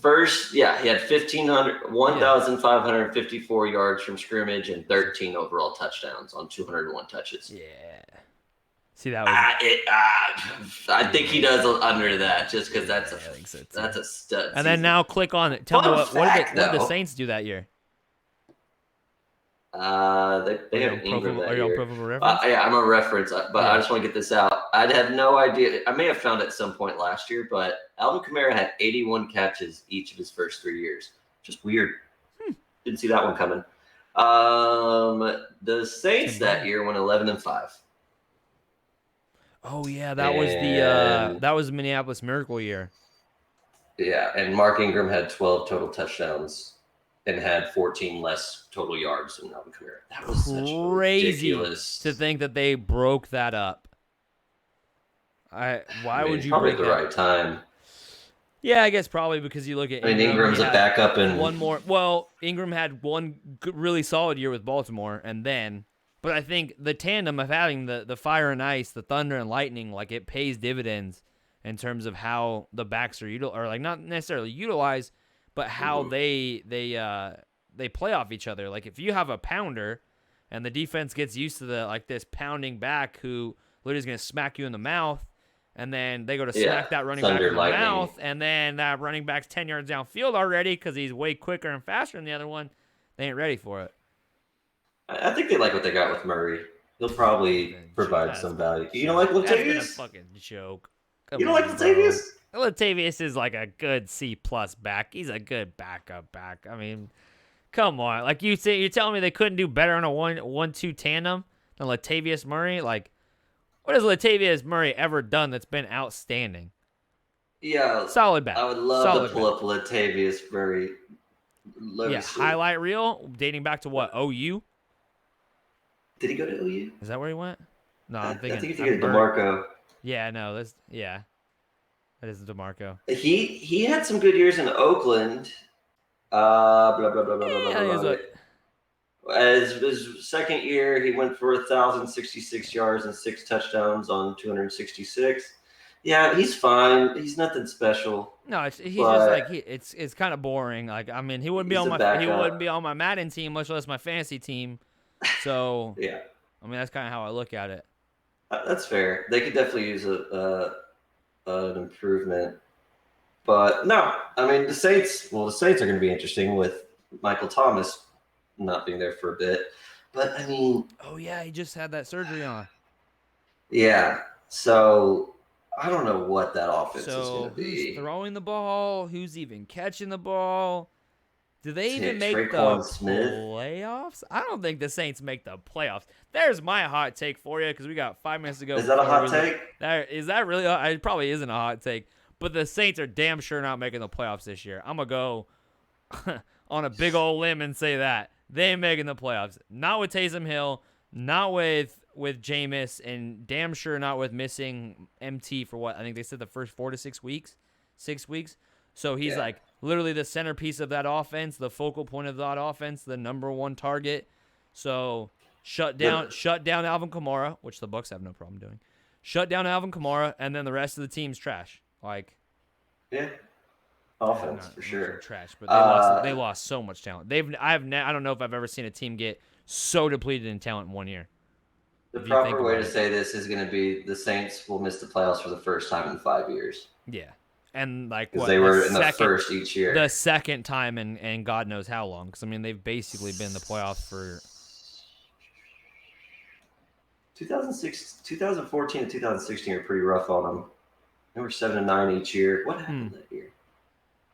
I don't know. Falcons happened that year. Yeah. They're trying to make Mark Ingram a thing, it looks like. Falcons happened in 1 year, and then the Panthers happened that other year. Brandon Cooks was on that team. Nick Toon. I always enjoyed him. Yeah. I'm not mad at that. I think the Saints are definitely in deep danger. I say that in Saints territory. I love it. I'm in enemy territory right now. Nothing makes me happier than watching Saints fans just lose. Mm-hmm. They're just pissed all the time. I wear my Bucs colors around town here in Mississippi because I'm only a few hours away from New Orleans, right? Mm-hmm. Oh man, the dirtiest looks. I love it. I am gonna go get that replica ring so I can put it on and just on that middle finger. You know what I mean? It feels good. It feels like you're part of it, like you did your part. Yeah, no, that's you'll have a pretty nice division for you. Oh, I mean, because the Falcons. Falcons are the Falcons. They just got rid of. Is this the last year of Matt Ryan in Atlanta? What's that? Is this the last year of Matt Ryan in Atlanta? Yeah, I think so. I think when they miss the playoffs again, they're gonna have no choice. And I'm still not even sure if they'll be able to get rid of him because of that contract. I know they can't do it this year. I don't even know if they'll be able to do it next year. I think he's stuck till past the 2022 season, 2023. I'm sure they can get out from it. I mean, I'm sure somebody will eat that cap to make, you know. Why wouldn't Calvin Ridley become Juju from last year? Like the guy who gets his chance to be the number one and falls flat. Oh, I think he's going to. I don't think he'll be. Okay. Yeah, I'm with you. I think he's going to Juju a little bit this year. I think when you have to face number 2 corners in the NFC South specifically, then you're definitely not gonna you're gonna look better. Like when you don't have the double, when you aren't the one getting double covered. Look what Julio Jones did. Julio Jones had a career, it was a career 16 games against the Bucs. In 16 games, he scored, I think it was 13 touchdowns and put up just shy of what would have been a season record in terms of yards. So like he averaged over 100 yards and like almost a touchdown against the Bucs. That's not there. The Bucs don't have to worry about that now.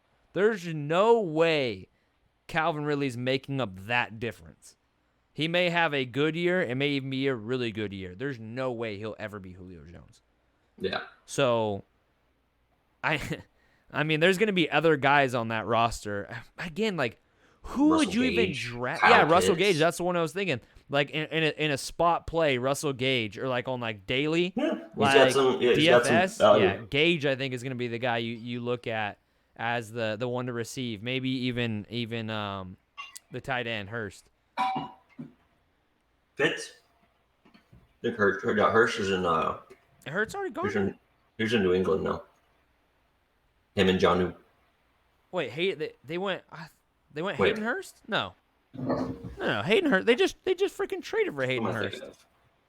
They grabbed They grabbed. I'm thinking of Hunter Henry. Hunter Henry. Yeah, Hunter Henry from the Chargers, and which was a crazy move. I can't believe they did that, but that's very Bill Belichick. They have like 2 of the top 5 tight end salaries right now. When that doesn't work, Bill is gonna look real bad. Yeah, that's something that can be talked about. Like, what does his legacy look like if they don't do well this year? If they don't rebound, is he done in New England? So bad. Oh, if they go like, he's probably not done in New England, but like, will he want to stick around? Yeah, that many 6 Super Bowls gets you. It buys you a few bad years. Unless Mac Jones really just is what he needs and what he's looking for, but like how he's kind of been presented is like the perfect Belichick quarterback because he's Saban's boy and still a rookie. Like still a rookie. He's not Tom Brady. Like, and who's his number 1 receiver? Jacoby Myers, Nelson Aguilar, Hunter Henry, Jonnu Smith. Yeah. Would you rather have that, or would you rather Jonnu Smith will be the one target you want on that team? Is that your shot? I think so. It? I think so. I think Jonnu Smith will be the one. But then they're going to have such a shit their offense is going to be bottom 20. 20 to 25, I think. Like, Bill Belichick will still be able to scheme up some stuff, but we all know Bill Belichick let me rephrase that. Josh McDaniels will be able to scheme up some stuff, but it really is everything to do with Bill Belichick calling defensive plays that kept them in the games last year. But I'm thinking, I'm just feeling like my gut is tingling saying that the time is near for Bill to get out of New England. And I think it would be a mutual parting. What happened? Because they need a new front office. They need a new decision maker when it comes to roster management. We're both hating right now. I think we're both. How? They're like one of the worst drafters in the league every year. Yeah, well, last few years in particularly, yeah. I wouldn't say overall. Like, overall, they've had a really good draft. Like, from the time Bills got there, they have some of the best. I mean, they build. Like, how many other teams have that? Yeah, but they're like one of those teams. They do better late rounds. Like, they're like the Rams. Like, they always do better in the late rounds than the beginning rounds. So they should just be trading that shit to begin with, anyways. I just don't think he brings. I don't think he brings the value that people are typically expecting. If I'm being honest, that's a Bill Belichick team to provide. That just makes Tom Brady look that much better. So that's kind of what I'm rooting on. Like, maybe I didn't hate Tom Brady this whole time. Maybe I really just didn't like Bill Belichick and the Patriots. That's really what it is. This is everything Tom Brady's social media team wants you to think. Yeah, everyone's just falling for his ploys, man. He can't keep getting away with this. They got me. We have to figure out what he is hiding. He is hiding something, and we must find it and expose him. Must be an alien. He's something. Bionic arms. I don't know. Maybe he's a cyborg. He's got the Neuralink. He's got what Elon Musk has been working on. He had a torn MCL this last year. That's what he did have. Still, didn't even skip a beat. Tore that shit. No problem. I'm sure he threw that ball in that jugs machine multiple times too, really, as well. He's just real. What are you talking about? It looked pretty real. He can't keep getting away with this. Did they prove that was wrong? Because that's what I heard, that was bullshit. But I'm like, it was definitely fake. Yeah, like you can tell, like it's the same shit that they used to do in the fantasy files. I don't know. It looked like he knocked it over one time, like in it, like the very last throw, like it tipped over. I was like, all right, that looks real. But yeah, it looked fake as shit when I first seen it. I was like, there's no way that's real. You don't think he's that accurate? No, I don't think he's accurate enough to throw it in a jugs machine that's on to get a reset back to back. No, it's not real. And it doesn't. Oh, I hate that this is a conversation. Get used to it, buddy. We're going to be talking about Brady all year long, man. baby. Just gonna, it's fine. All right. He deserves it. He deserves it. I think that wraps it up. We're at 2:05 right now. So, all right. With the hour of COVID talk, we have to delete. So we don't get deleted. So, we don't get it'd be like a good shadow hour. banned. Yeah, it's gonna happen. Watch. Again, at some point. Please go check with your medical provider. We don't know anything. Yes. I'm not staking a claim on either side of that argument. So, go. This is for entertainment purposes only. Entertainment purposes only. We don't know what we're talking about. We're just talking football. It has to do with a little bit of COVID. So, again, Cheers. Thank you guys so freaking much for coming back. If you did come back, thank you. Like, it means the world to us. I know a lot of people, even in-house with Blitz, have been talking about they've been missing the breakdown for quite a long time. I still don't understand why. I don't know why you guys listen to me. Apparently we provide an entertaining show. So I really thank you guys so much. Anybody who's been a part of Blitz, anybody who has left and moved on, we love you. This is one big happy family. So I'm throwing that out there to all the listeners too. We appreciate you guys so much. Can't thank y'all for coming back. Ashton, I am so excited, man. I am stoked to tackle this season with us. It's gonna be a good one. It's gonna be a little different. It's definitely gonna be a little different. But it's been fun. It's been the Blitz Breakdown, presented by Blitzalytics.com, where Scotty meets analytics. You meet the newest crop of off-field talent. I am Jack Bourgeois. That is Ashton Moore. This has been the Blitz Breakdown 2.0, 3.0, whatever you want to call it. I guess George was 1.0. You're 2.0, or Rob was 2.0. So I guess this is 3.0. Episode 179, I think, 170 something. We're shooting for 200. We're going for 200. We're gonna hit that, and then we're just gonna keep rolling. But again, thank you all so much. I love you all. Be safe. Again, don't listen to us. We don't know what the hell we're talking about. Go get vaccinated or don't. Listen to your doctor. I don't care. It doesn't make a difference. Live your life. All right. Go Bucks. Go Chiefs. All right. Blitz out. Peace.